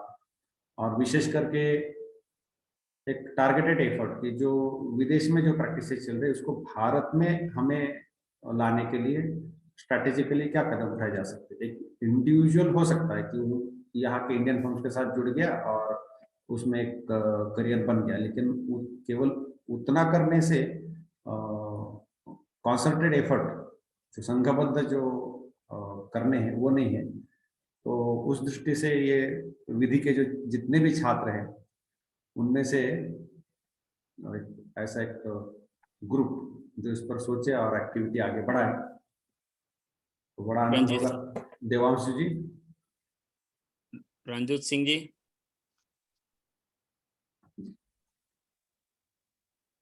जी स्वामी जी, और इसी के साथ में एक प्रश्न और मैं पूछना चाहता हूँ स्नेहल जी भाई साहब से। जैसे कि एक जो प्रॉब्लम जो फेस की है सभी लोगों ने, वो ये होती है कि इंश्योरेंस पॉलिसी या किसी भी तरीके की जो पॉलिसी होती है उनके टर्म्स और कंडीशंस वो इंग्लिश या किसी या फिर एक विदेशी भाषा में होने के कारण थोड़ा सा जो आम जनमानस है उसको समझ में भी नहीं आती है। तो क्या हम लोग इसके साथ में एक ये भी पहल कर सकते हैं कि जो नई अंडरराइटिंग्स हो वो क्षेत्रीय और जो हम लोगों की भाषाएं हैं, जो भारतीय भाषा है, उनके अंदर इस चीज का भी काम शुरू हो तो एक उसका भी इम्पैक्ट पड़ेगा।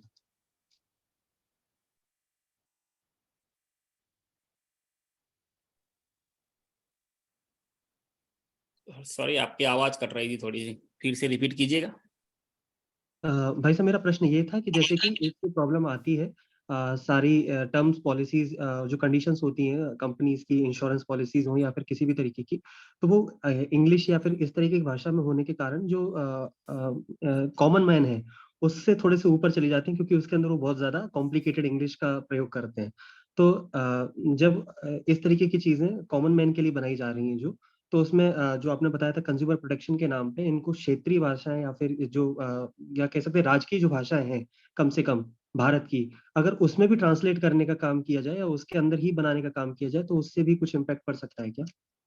हाँ, बिल्कुल करना ही चाहिए। आप अगर चाइनीज इंडस्ट्री को देखो तो उनका जो अंडरराइटिंग और जो कॉन्ट्रैक्ट एग्रीमेंट होते हैं चाइनीज में ही होते हैं, और इंडिया में ऑफिशियली इंग्लिश एंड हिंदी और सारी क्षेत्रीय भाषा में लॉ को पढ़ाया भी जा सकता है और प्रैक्टिस भी किया जा सकता है। लेकिन हम लोग ज़्यादातर इंग्लिश के पीछे लग रहे हैं। तो आपका जो क्वेश्चन है सही है, हम लोग क्षेत्रीय भाषा में या हिंदी भाषा में कर ही सकते हैं और ये होना ही चाहिए।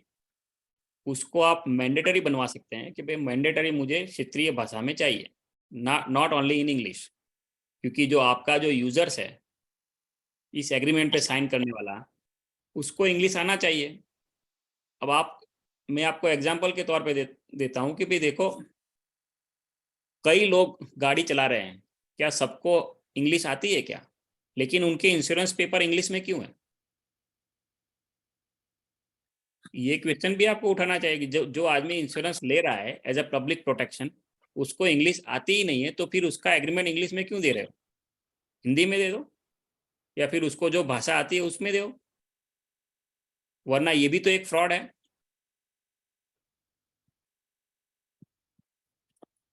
स्नेहल भाई, मैं इसी पॉइंट को मैं थोड़ा सा और विस्तार में एक्सप्लेन करना चाहूँगा इन टर्म्स ऑफ यूके में क्या होता है।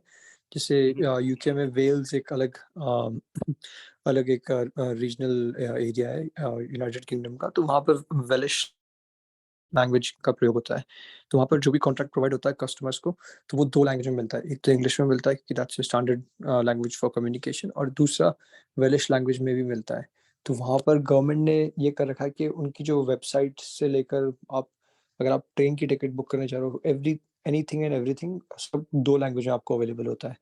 तो आई थिंक आपका पॉइंट बिल्कुल सही है कि बिल्कुल we should definitely raise a point to do this, और इसको करना कोई बहुत ज़्यादा डिफ़िकल्ट इश्यू नहीं है, क्योंकि जो इंटरनेशनल क्लाइंट्स होते हैं तो वो एक तो ट्रांसलेटर्स की सेवा काफ़ी ज़्यादा वो मतलब यूटिलाइज़ेशन में उसको लेकर आते हैं, ताकि कम्युनिकेशन में कोई गैप ना हो जाए, कम्युनिकेशन में कोई एरर ना हो जाए।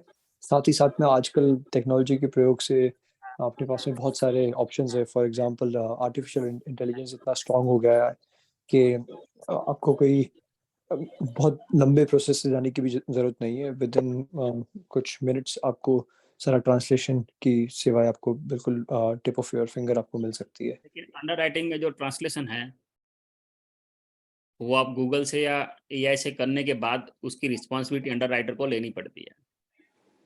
इसीलिए ये ट्रांसलेशन करने का भी एक बिजनेस उनके लिए हो सकता है कि आप जितने भी लैंग्वेज में लिखोगे उसको भी सर्टिफाइड होना ज़रूरी है।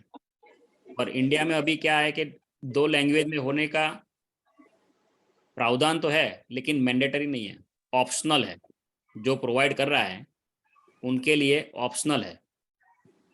तो ये लोग लॉ सूट बना के या तो रिक्वायरमेंट करके संसद में पारित कर सकते हैं। जैसे आपने एक इंदौर का लॉ एसोसिएशन बना दिया फॉर एग्जांपल, आप मध्य प्रदेश में ही एक पीआईएल कर सकते हो कि भाई हमें ये जो दूसरे जो हाउसिंग लोन के डॉक्यूमेंट वगैरह जो बैंक में मिलते हैं वो सारे हमें हिंदी में चाहिए पैरेलल। और सिर्फ कागज देने से बात नहीं बनेगी, उसको सामने सामने बिठा के एक्सप्लेन करना की जिम्मेदारी होनी चाहिए और उसको रिकॉर्ड के तौर पे रखना चाहिए। ऐसा नहीं कि चेक मार्क दे दिया और क्लाइंट के साथ बोले कि भाई आप साइन कर दो, बाकी का मैं सब कुछ कर लूँगा।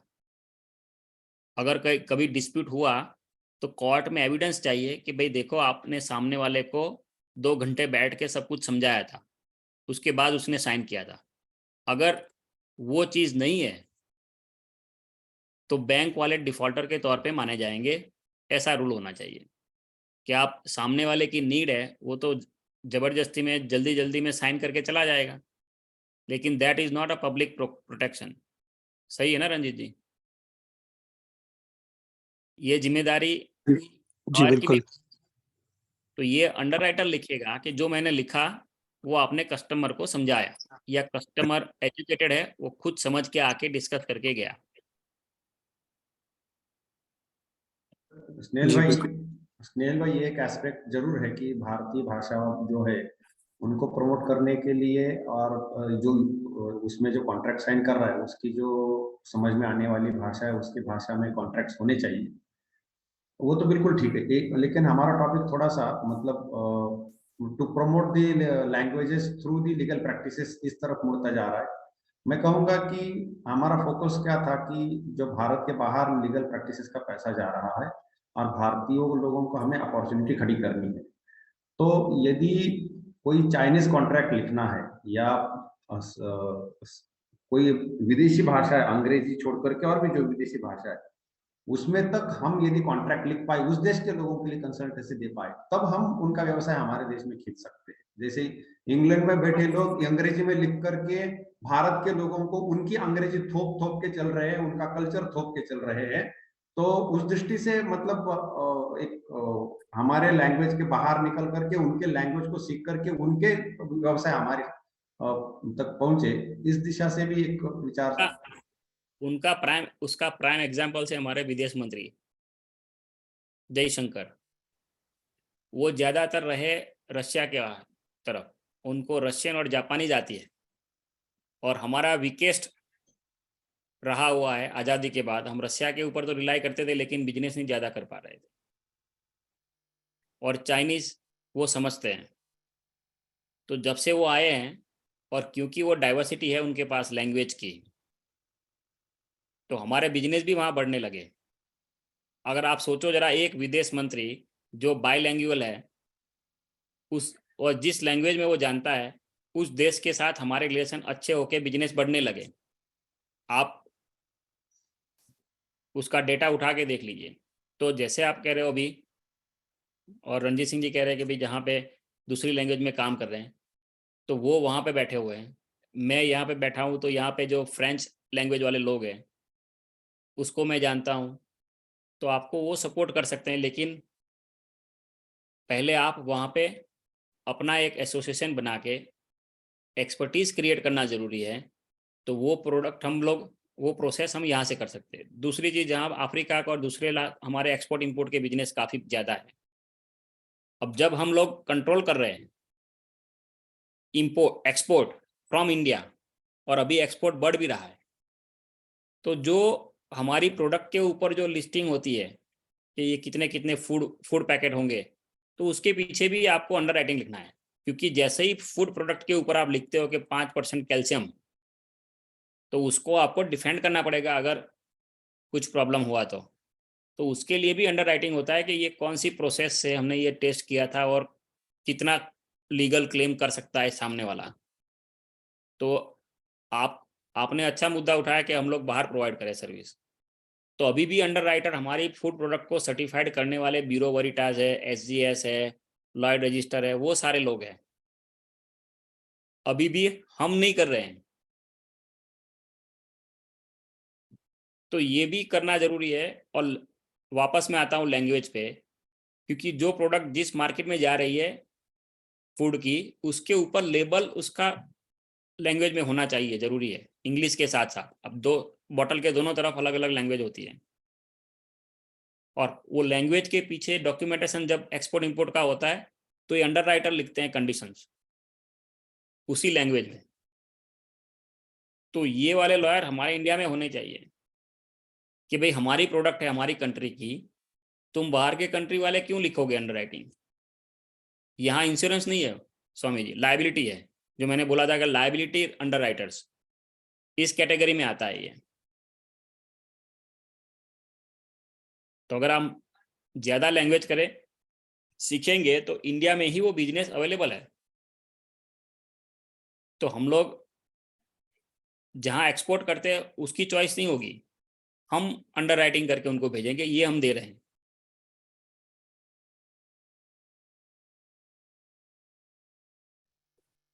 जी, देवांशु जी। भाई साहब, इसी के साथ में एक जुड़ा हुआ प्रश्न जो आपने अभी छुआ भी थोड़ा सा, कि एक पॉइंट आ जाता है कि जब कोई भी चीज लिखता है अंडर राइटिंग या फिर कोई भी रिसर्च एजेंसी, तो उसकी प्रामाणिकता पे सवाल उठते हैं। एक मानसिकता या कह सकते हैं कॉलोनियलिटी की जो चश्मा है, जिसकी बात बहुत ज्यादा होने लगी है अभी, वो ये है कि अगर कोई नई इंडस्ट्री अगर इमर्ज भी करती है भारतीय जमीन से, तो उसकी प्रामाणिकता पे चिन्ह लग जाता है कि आप अगर ये बना भी रहे हो तो इसकी प्रामाणिकता क्या है। वो विदेश से आई है तो वो स्वतः प्रामाणिक है, लेकिन भारत में अगर कोई चीज हो रही है तो उसकी प्रामाणिकता अपने आप में ही कटघरे में होती है। तो उससे बचा कैसे जाए, एक वो बहुत ज्यादा एक क्रूशियल पॉइंट हो जाता है। अब इसीलिए आपको एकता चाहिए। जब 1000 आदमी मिल के बोलेंगे और एक आदमी बोलेगा, बस उतना ही डिफरेंस है। वही 1000 आदमी अलग अलग बोलेगा तो उसकी प्रामाणिकता पे क्वेश्चन मार्क है, लेकिन एक साथ मिल के बोलेंगे उसकी प्रामाणिकता अलग है। इसलिए आपको एसोसिएशन बनाना जरूरी है। आपकी वॉइस को कोई सुने, उसकी जिम्मेदारी जिसका वॉइस है उसी की है। आपकी वॉइस को मैं प्रोटेक्शन दूंगा, ये पॉसिबल नहीं है। और एथिक्स जो आप बात कर रहे हो, प्रामाणिकता, तो एथिक्स तो हमें लाना ही पड़ेगा, उसके लिए आपके पास कोई चॉइस नहीं है। और शास्त्र में भी वही कहा है कि भाई जब आप, ये लॉ क्यों बनते हैं कि जब आपके पास कोई शासन चलाना है तो प्रशासन की आवश्यकता है, लेकिन जिसके ऊपर शासन चला रहे हैं वही लोग अनुशासित हो जाए तो प्रशासन की जरूरत नहीं है। तो अनुशासन प्रशासन को एलिमिनेट करता है और प्रशासन लॉ को एक्टिवेट करता है। और आपके आंसर का और क्वेश्चन का यही आंसर है कि जब आप अनुशासित हो जाओगे तो आपकी विश्वसनीयता बढ़ जाएगी, और वो उसके पीछे टाइम फैक्टर ही है और कुछ नहीं। उसके लिए आपको टाइम चाहिए और मेहनत चाहिए। जब आप अपनी कार्यक्षमता बताओगे तो विश्वसनीयता अपने आप बढ़ने लगेगी। जब लोगों को इंडिया में ये है कि पैसे आप 9,000 रुपये पे कर रहे हो, अगर सेम चीज आप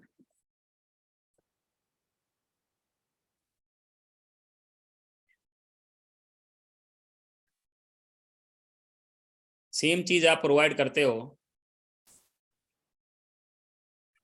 सेम सर्विसेज इंदौर में ऑटोमोबाइल पॉलिसी में, तो लोग आपके ऊपर विश्वसनीयता क्यों नहीं रखेंगे?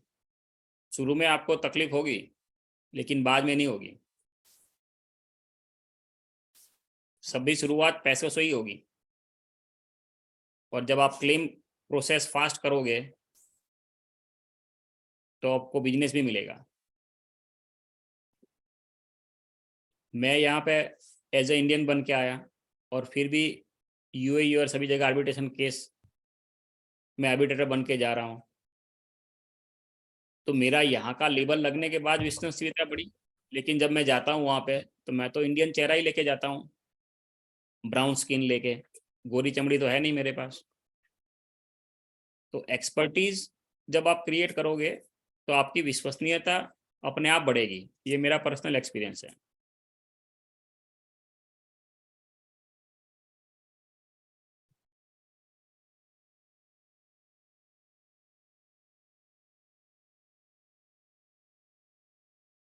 काफी सारे निगम बना दिए मोदी साहब ने आने के बाद, अगर आप गौर करो तो।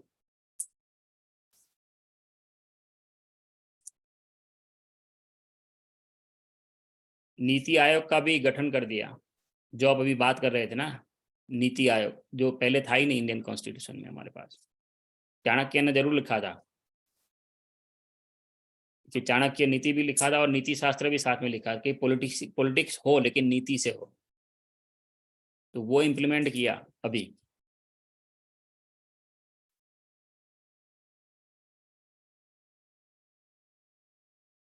रंजीत सिंह जी, आपका क्या एक्सपीरियंस है? ये जो आप स्टूडेंट यूनियन के चौथी बार प्रेसिडेंट हो, तो जो आपका स्टूडेंट यूनियन है और लॉ का यूनियन है, उसकी कोई एडिशनल वैल्यू होती है मार्केट में? हुकम, सॉरी मैं क्वेश्चन नहीं सुना, रिकनेक्ट हो रहा था। ये क्वेश्चन ये था इनका कि विश्वसनीयता कैसे बढ़े मार्केट में अगर ये काम शुरू करते हैं। तो मैंने कहा जब तक आपके पास संगठन नहीं होगा तब तक विश्वसनीयता प्रूव करने के हार्ड है। और आप एथिक्स से काम करोगे, स्किल अपनी एक्सपर्टाइज करोगे, तो अपने आप विश्वसनीयता आती रहेगी। जी हुकम, बिल्कुल। तो हुकम, जैसा आपने बोला, तो यहाँ पर होता है कि आपकी जो भी ऑर्गेनाइजेशन होती है उसको अक्रेडिटेड होना पड़ता है।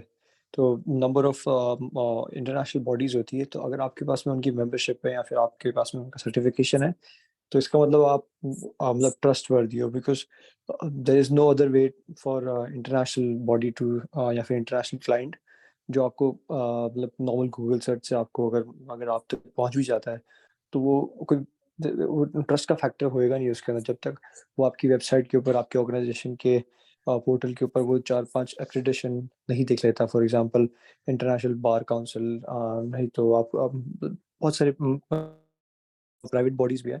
तो इसके लिए स्नेहल भाई जो बोला, that is the first step, कि आपको एक ऑर्गेनाइजेशन चाहिए, एक संगठन चाहिए, वहाँ से आपका पहला कदम स्टार्ट होगा। फिर उसके बाद में सर्टिफिकेशन लेने पड़ेंगे, उसके बाद में आपको पार्टिसिपेशन, आपको आपका इन्वॉल्वमेंट करना पड़ेगा इंटरनेशनल कॉन्फ्रेंसेस के अंदर, सेमिनार्स के अंदर, तब जाके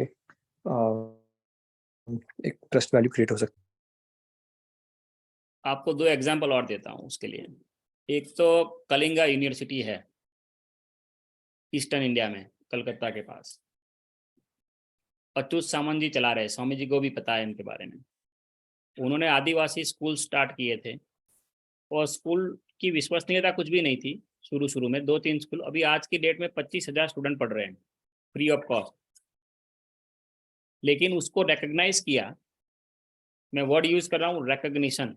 रिकॉग्निशन इज नॉट एक्रेडिटेशन और सर्टिफिकेशन। अलग अलग लोगों ने कि ये काम अच्छा कर रहे हैं, उसको नोबेल पुरस्कार भी मिला हुआ है, वर्ल्ड बैंक में, Guinness book of world record में काफ़ी नाम है, ओलंपिक के उसमें स्टूडेंट जा रहे हैं। उसके बाद उनके यहाँ पद्म भूषण भी उनको मिला हुआ है। तो ये एक्रेडिटेशन या सर्टिफिकेशन एजेंसी नहीं है, लेकिन ये रिवॉर्ड है।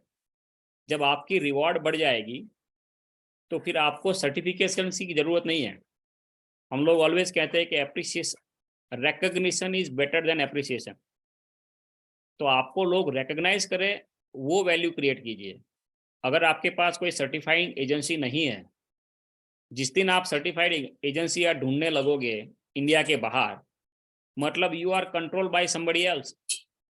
हम इस सेमिनार के थ्रू ये करना चाह रहे हैं कि you should be controlling the world, कि वर्ल्ड आपका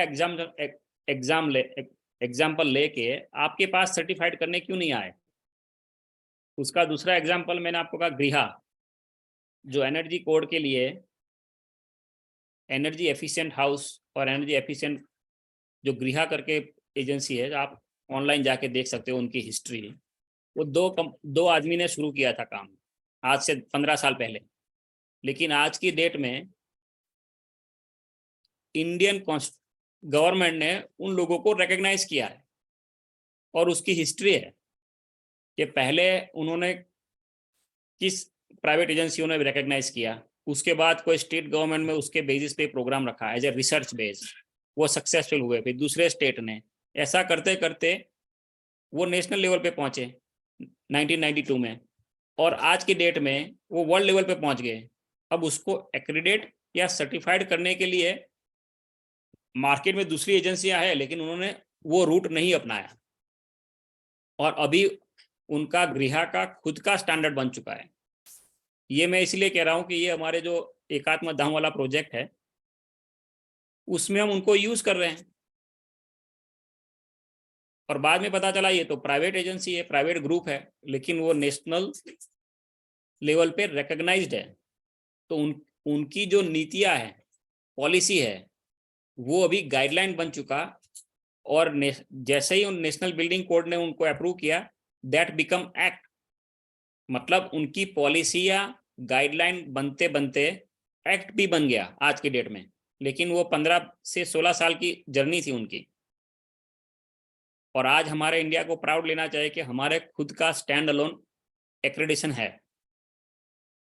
तो आपके पास ये अपॉर्चुनिटी है आज की डेट में, अंडर राइटर्स और उनके लिए, जैसे मैंने कहा कोई एजुकेशन रिक्वायरमेंट नहीं है, तो कल को आप वो सर्टिफाइड कोर्स खुद ही बना सकते हो, लेकिन उसके लिए वो बॉडी चाहिए ना, वो बॉडी पहले बनाना जरूरी है, एसोसिएशन।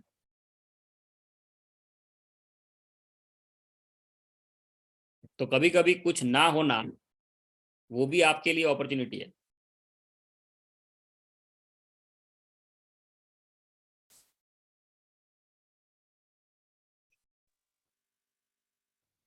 साढ़े 10 बजे है। किसी को कोई प्रश्न हो तो अवश्य प्रश्न करे, निसंकोच प्रश्न करे। और आगे आगे बढ़ने की दिशा में, क्योंकि स्नेहल भाई के संपर्क से और अनुरोध से रंजीत जी यहाँ पर हमारे लिए उपस्थित हैं, तो आदित्य जी आप थोड़ा सा लीड लेकर के अगले कार्यक्रम के लिए यदि आप कुछ करते तो वो मुझे बड़ा अच्छा लगेगा कि हमारे भारतीय लोगों के लिए जो अनएक्सप्लोर्ड एरियाज है या लिटिल एक्सप्लोर्ड है उसको हम कुछ कर पाए क्या। कम से कम पहले अवेयरनेस बढ़े, उसके बाद एक डायरेक्शनल अप्रोच कुछ किया जाए इस प्रकार से।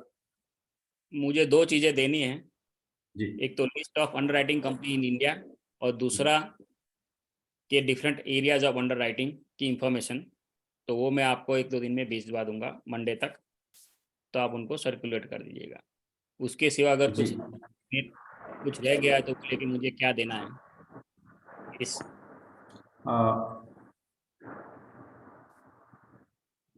आदित्य जी।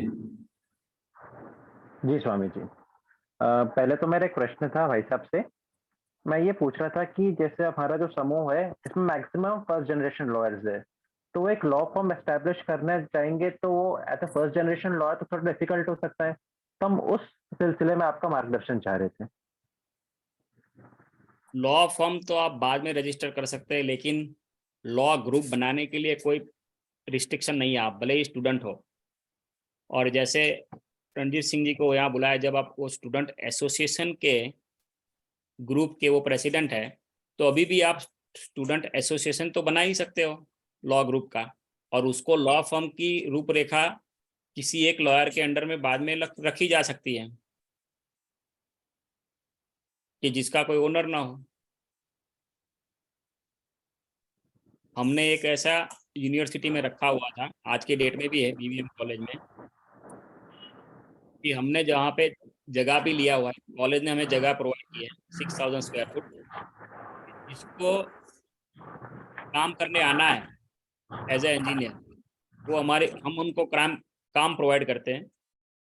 उसके छोटे छोटे पुर्जे हैं, वो 1 घंटे 2 घंटे के लिए आते हैं, उनको कमरा मिल जाता है या एक टेबल मिल जाता है, कंप्यूटर मिल जाता है, अपना काम करके चले जाते हैं, जितना काम किया उतना पैसा भी मिल जाता है उनको। मतलब ओनरशिप किसी की नहीं है, फिर भी ऑफिस चल रहा है।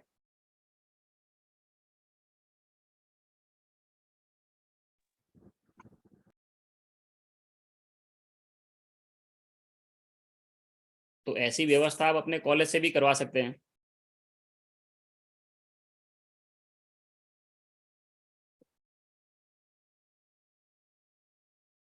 रंजीत सिंह जी, आपके वहाँ ऐसी कोई प्रैक्टिस चल रही है आपके स्टूडेंट एसोसिएशन में, जो लोकल लेवल के जो कंसल्टिंग सर्विस आप दे सकते हो विदाउट लॉयर? जी मतलब विदाउट लॉयर भी और विद लॉयर भी, तो प्रो बोनो आई थिंक ये शब्द से सारे मतलब एकदम एक्सपीरियंस लोग हैं। तो क्या ना कि प्रो बोनो में बहुत सारे स्टूडेंट्स लगे हुए, तो बहुत सारी जो नॉन गवर्नमेंटल ऑर्गेनाइजेशंस जो है, चैरिटीज जो है, उन सबके साथ में बहुत सारे स्टूडेंट जुड़े हुए, जो अलग अलग जो भी उनके एरिया ऑफ स्टडीज है, उन सब में वो अपनी सेवाएं प्रदान कर रहे हैं। और साथ साथ में रही बात without lawyers and without any representational bodies, तो स्टूडेंट्स ने ये कर रखा है कि क्या नाम, जो एडवाइस सेंटर्स होते हैं यहाँ पर बहुत सारे, तो यूके में एक चीज़ होती है, आप गूगल कर सकते हो, सिटीजन्स एडवाइस ब्यूरो। तो यूके में कोई भी सिटीजन को कोई भी चीज़ की एडवाइस चाहिए होती है, लीगल एडवाइस स्पेशली, तो वो एक फ्री हेल्पलाइन सर्विस है, तो आप उस पर कॉल कर सकते हो, और उसमें आपको मतलब 24 आवर सर्विस है, 365 डेज चलती है। तो आप उनको कॉल करके आप उनसे कोई भी चीज़ के ऊपर आप क्वेश्चन कर सकते हो, और वो आपको एकदम करेक्ट इन्फॉर्मेशन प्रोवाइड कर देंगे। तो उसके अंदर बहुत सारे स्टूडेंट्स वॉलंटियर करते हैं, और साथ ही साथ में जो अच्छे स्टूडेंट्स होते हैं, जो ज़्यादा इंटरेस्टेड होते हैं, तो वो they also and up getting a job उसी ऑर्गेनाइजेशन के अंदर। वो एक गवर्नमेंट से सपोर्टेड ऑर्गेनाइजेशन है, जो गवर्नमेंट जिसको फंड करती है, बट उसके अंदर शुरुआत एज ए वॉलंटियर होती है, फिर बाद में you can make your way up. तो ये तो बहुत अच्छी एडवाइस है स्वामी जी, कि अगर आपने कोई एक हेल्पलाइन तैयार कर ली, तो लोग आपको फ्री में एडवाइस लेने के लिए फ़ोन करेंगे इन लोगों को। भले ही हर स्टूडेंट शाम को या दिन में 2-2 घंटे वो कॉलिंग सेंटर में बैठ जाए, या तो फिर वहाँ पे लोग खुद चल के आए, लोकल प्रॉब्लम इंदौर के लेके, उनका जो कॉन्ट्रैक्ट है या वो सब है उसकी प्रैक्टिस हो जाए, तो बिना लॉ फर्म में गए हुए उनकी पब्लिसिटी भी हो जाएगी, और लोगों को फ्री सर्विस मिलेगी, और इनका एक्सपीरियंस भी पूरा हो जाएगा। आपने ये बोलते बोलते समय मेरे मन में और एक ये विचार आया कि जैसे एग्रीगेटर की एक कंसेप्ट आई है, food aggregator, this aggregator, that aggregator, कई सारे एग्रीगेटर्स। हमारे उबेर ओला का आपने नाम लिया था, एक प्रकार के एग्रीगेटर ही है वो। तो लॉ में ऐसा कोई प्रयास हुआ है, क्योंकि होटल का जो ओयो रूम्स है उसने भी एक प्रकार से एग्रीगेटर जैसा ही काम किया है। मेडिकल में ऐसा कोई एग्रीगेटर है क्या, और लॉ में ऐसा कोई एग्रीगेटर है क्या? लॉ में यदि नहीं है तो ऐसा कोई ऐसी कोई संभावना बनती है क्या? इसमें कोई किसी ने कुछ अटेम्प्ट किया है क्या? और यदि संभावना बनती है तो किस प्रकार से कदम उठाने से ओयो रूम जैसा या उबेर वाला जैसा लॉ में कुछ बन सकता है? क्योंकि मेरी एक in principle what I feel is कि जैसे हम ये सोचते, बेसिकली मैं टेक्नोलॉजी के बैकग्राउंड से हो, तो उस दिशा से पहला सोचना शुरू करता हूँ कि अरे ये गूगल है ना, इतनी बड़ी कंपनी, शायद मैं बना लेता, लेकिन वो अपॉर्चुनिटी हाथ से चली गई। ये वाले IBM मैं बना लेता, लेकिन वो भी अपॉर्चुनिटी, क्योंकि अभी तो प्रोसेसर बनना तो इतना आगे निकल गया है, तो वो अपॉर्चुनिटी तो नहीं रही। AMD मैं बना लेता, लेकिन वो भी आगे निकल गई, इतने दूर तक मैं नहीं जा सकता। तो मतलब जो बड़ी कंपनी है वो सब हाथ से निकल गया, अब कोई भी मौका नहीं रहा है, इसलिए मैंने कुछ नहीं करना है, ऐसा एक मेरे मन में कभी कभी विचार। तो लेकिन किसी दिन मुझे ये अचानक से एक क्लिक हुआ कि गूगल हो या हमारे एप्पल हो, IBM हो, माइक्रोसॉफ्ट हो, जितने और बड़ी बड़ी कंपनियां हैं, वह बनने की अपॉर्चुनिटी हर क्षण उपलब्ध है। कौन उसको भांपता है, पकड़ता है, वो बात अलग है, लेकिन अपॉर्चुनिटी सब समय है। दो अपॉर्चुनिटी है स्वामी जी। आपने बोला कि जो मैंने पहले भी बोला था कि गैप, अगर गैप एनालिसिस किया जाए तो वो अपॉर्चुनिटी है जी। और दूसरा होता है छीन लेना। अगर वो लोग हमारी इंश्योरेंस की इंडस्ट्री को कैप्चर करके बैठे हुए हैं आउटसाइड UK और USA में, तो हमारी चीज हम वापस छीन भी सकते हैं। जैसे चाइना ने बाइडू बना के गूगल को बाय बाय कर दिया चाइना से, तो वो स्ट्रेटेजिक डिसीजन हमारे पॉलिटिशियन ले सकते हैं कि भाई हमने गूगल को बैन कर दिया आज की डेट में, या फेसबुक को, आप खुद का बनाओ जाओ। लोगों को तकलीफ होगी थोड़े दिन, लेकिन बन तो जाएगा जरूर। लेकिन वो डिसीजन लेने के लिए पहले हमें उसका विरोध करना पड़ेगा, और ऐसे आज गूगल बना पाए वैसे लोग इकट्ठे करने पड़ेंगे। सुंदर पिचाई को बोलना पड़ेगा कि भाई वहाँ जॉब छोड़ के यहाँ आ जा, तेरे को और गूगल बनवाते हैं तेरे से। स्वाभाविक। हाँ, तो ये दोनों साइड पॉसिबल है। इसीलिए किसी ने बना लिया, वो अपॉर्चुनिटी चली गई, ऐसा नहीं है। अगर मैं यूज कर रहा हूँ उस चीज को, तो ये तो मेरा डिसीजन है कि मैं उससे लूँ या किसी और से लूँ। आप मैंने जैसे बोला कि तो आपको अल्टरनेटिव रिसोर्स खड़ा करने का भी सोचना चाहिए। अगर वो चीज है तो हम लोग उसका अल्टरनेटिव ढूंढें, ना कि और फिर रिप्लेस कराएं, और अगर नहीं है तो इम्प्लीमेंट करें। तो रिप्लेसमेंट एंड इम्प्लीमेंटेशन दोनों चीज पे सोचना चाहिए। आपने शब्द व्यवहार किया, स्नैच द अपॉर्चुनिटी। गैप में अपॉर्चुनिटी बनाकर चलना अलग बात है, लेकिन जो चल रहा है उसके वो बड़ा साहस है उसके अंदर, लेकिन आइडिया है, you can snatch the opportunity. Competitor खड़े होकर के उनको दबाया जा सकता है, क्यों नहीं। अब हमारे वहां दूसरी भी कहावत है, जिसके पास कुछ भी नहीं है, युद्ध कौन जीतेगा। तो जो घायल है युद्ध में, उसको एक बार मन में आ गया कि मैं तो अभी मरने वाला हूं, तो वो उस टाइम पीरियड में जब तक मरेगा नहीं तब तक 10 आदमी को मार देगा। लेकिन जब तक वो बिल्कुल सही था, वो 10 मारने के लिए 10 दिन चाहिए होंगे उसको। महाभारत में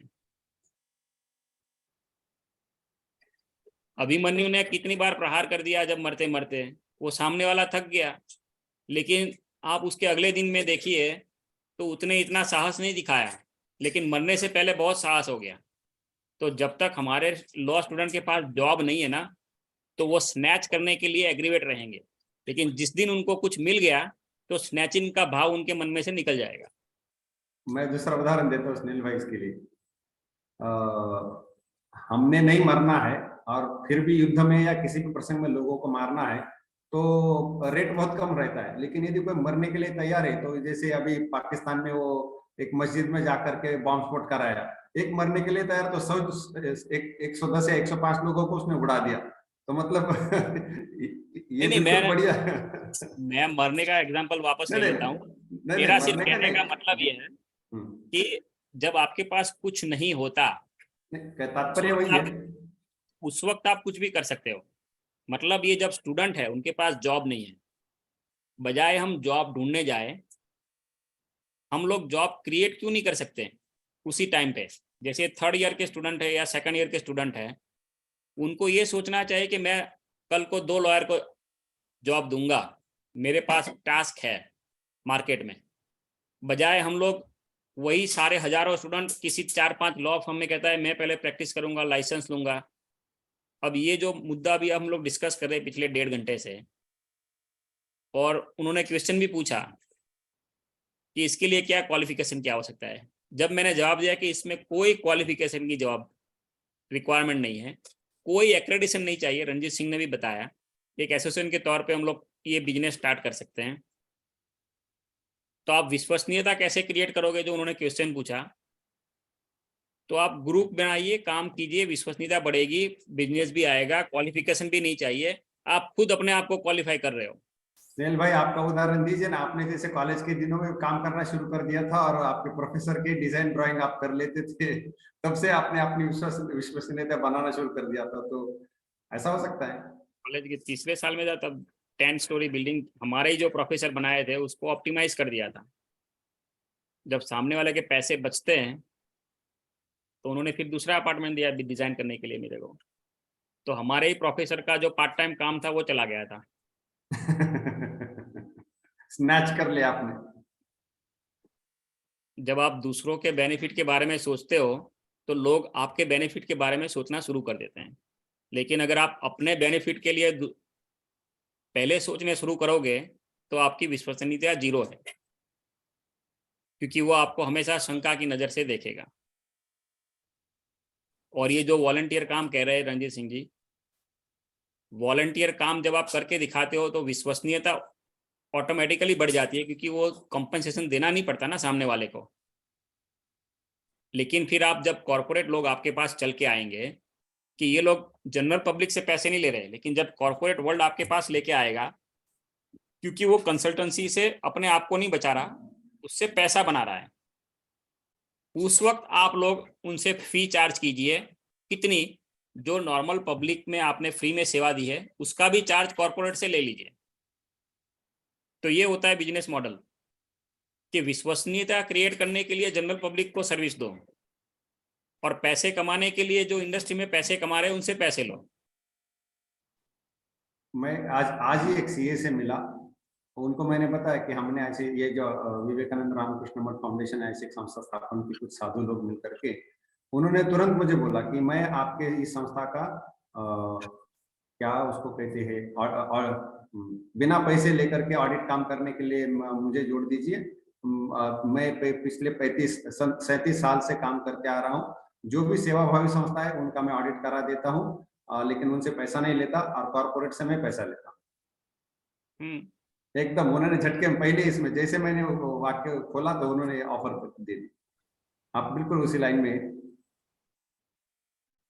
तो ये पहला स्टेप है कि भाई आप अपना एसोसिएशन बना के शुरू कीजिए। दोनों आंसर उनके मिल गए कि भाई हमें कोई डिग्री तो नहीं चाहिए, सिविल एडवाइजिंग एसोसिएशन के तौर पे आपको कोई डिग्री नहीं चाहिए।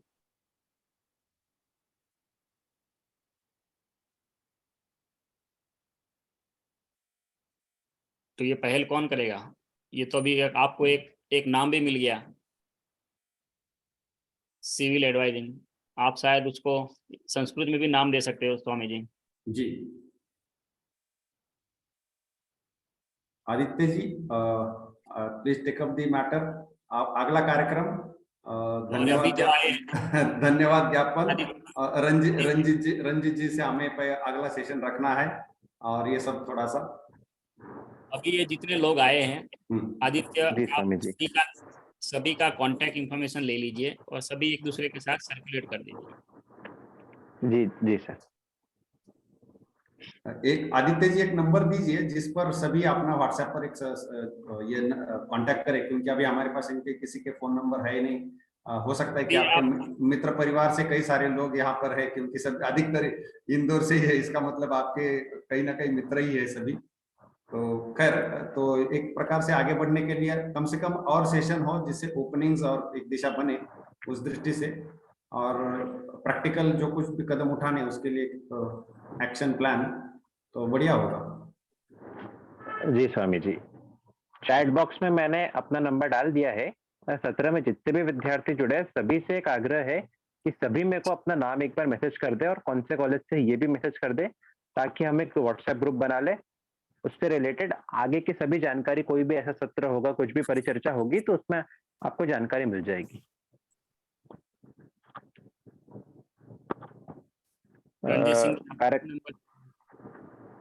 जी जी सर।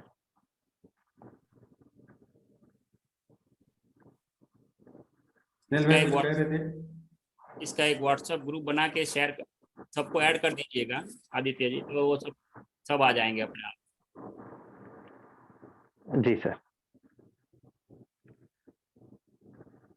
सभी को अच्छा लगा? कुछ फीडबैक?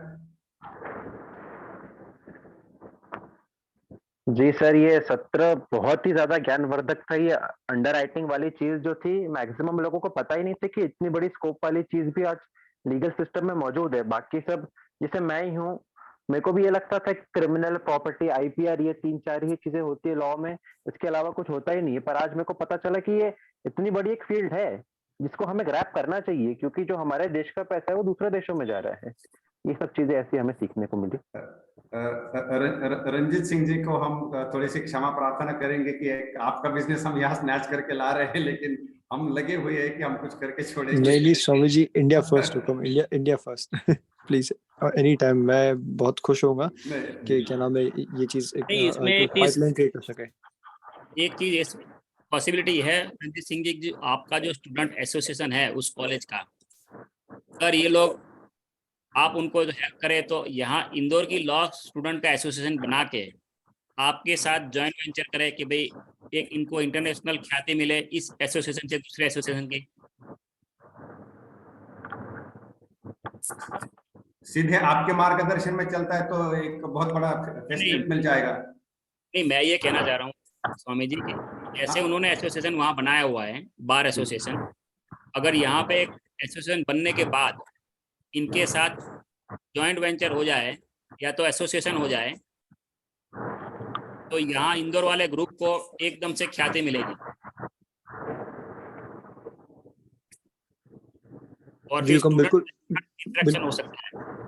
हाँ हुकुम, बिल्कुल मैं एक्सप्लोर कर लूंगा what are the legalities of this and नहीं तो जो ब्लूप्रिंट है जिस माध्यम से हम काम करते हैं, अगर पॉसिबल है तो सेम ब्लूप्रिंट। हाँ that is only for education purpose Ranjit Singh. Okay जी जी जी जी बिल्कुल हुकुम। मींस 2 लीगल स्ट्रीम के थ्रू, और उसके लिए हम बाद में ये भी सोच सकते हैं, हम डिस्कस करेंगे कि जो हमारे इंडियन काउंसुलेट जनरल है वहाँ के, उनके थ्रू हम कांटेक्ट करवा के इस दोनों का एसोसिएशन करवाएं, मींस कोलैबोरेशन कि स्टूडेंट यहाँ से पढ़ने जाते हैं कॉलेजों में वहाँ पे, तो यहाँ के पढ़े हुए स्टूडेंट जो नहीं जा सकते उनके साथ भी तो इंटरनेशनल टाई अप बने कुछ ना कुछ नॉलेज शेयरिंग के लिए।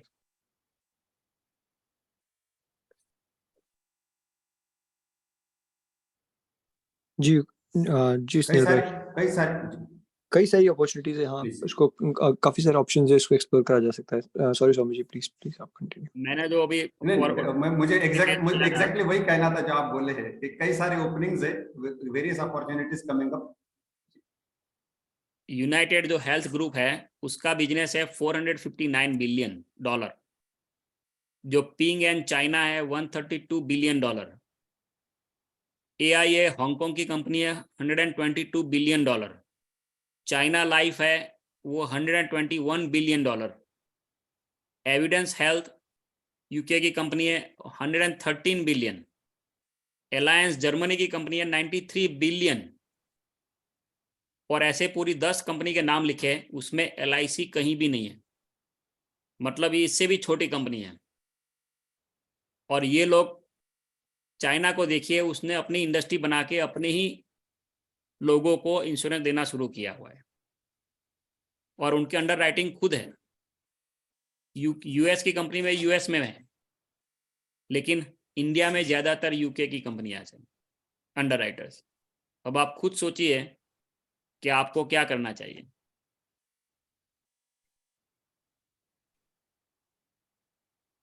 ठीक है Swami ji, thank you very much, आपको भी और सबको। आदित्य जी सर्वप्रथम तो मैं स्नेहल जी का आभार व्यक्त करूंगा कि उनने अपने व्यस्तम समय में से समय निकाला और हमें ज्ञान से इतना ज्ञानवर्धक सत्र लिया। साथ में मैं ये राठौर सर का भी आभार व्यक्त करूंगा कि उन्होंने भी हमें ज्ञान दिया, और साथ में सबसे ज्यादा आभार मैं स्वामी जी का व्यक्त करूंगा कि स्वामी जी ने हमें अवसर दिया कि हम ये सब अरेंज कर सके, और ऐसे कुछ लोगों को जोड़कर एक नई पहल चालू कर सके। और अंततः मैं जितने भी विद्यार्थी जुड़े हैं इन सबका भी आभार व्यक्त करूंगा कि उन्होंने भी हमें समय दिया। धन्यवाद। अगले कदम जी ओके, धन्यवाद। थैंक यू स्नेहल भाई, आदित्य जी, धन्यवाद। अगला अगला कदम थोड़ा सा डिक्लेयर करिए। अब- विशेषता हमारे रंजित जी से अनुरोध है कि अगला कोई सत्र आपके साथ कर सके तो बड़ा अच्छा होगा। आप ही विषय टॉपिक थोड़ा सा सजेस्ट करिए, हम वाइडर सर्कुलेशन करके और लोगों को जोड़ करके। अभी ये रंजित जी ये इंदौर फ्रेंड सर्कल है अभी, तो जी। और भी थोड़ा सा वाइडर सर्कल हम जोड़ करके अवेयरनेस क्रिएट कर सके तो कुछ सजेस्ट करिए। जी स्वामी जी, मैं स्नेहल भाई से और एक बार आदित्य जी से हम सेपरेटली कन्वर्सेशन कर एक टॉपिक और एक दिनांक चूज कर लेते, फिर बाद में एक इवेंट रख लेंगे, ऑनलाइन इवेंट।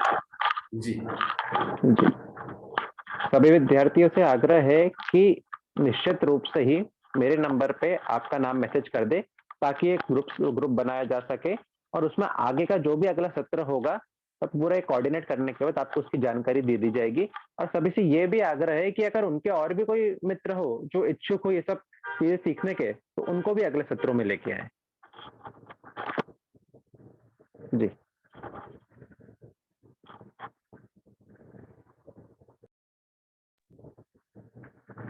माइक बंद है स्वामी जी। मैं ये जो रिकॉर्ड किया है वीडियो, इसको YouTube पर डाल करके लिंक शेयर कर दूंगा। अभी तो मेरे नाम से एक चैनल चलता है, उसी पर मैं डाल दूंगा। और आपको मैं, लेकिन किसी के नंबर नहीं, लेकिन सभी तो इंदौर के मिल जाएंगे आपको फ्रेंड सर्कल के इससे।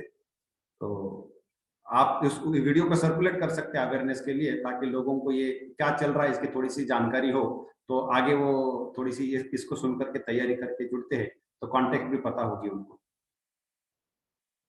ठीक, तो heartfelt thanks to स्नेहल भाई and Ranjit ji, Aditya ji and all the students. आखिर हमें भारत को आगे ले ही जाना है, तो हम जरूर काम करेंगे और आगे बढ़ेंगे। इसी के साथ मुझे लगता है आज जो वहां है उनको good morning and good day, और जो यहाँ है उनको good night. Thanks to all. धन्यवाद स्वामी जी, धन्यवाद स्नेहल भाई, सबको बहुत बहुत सादर थैंक यू।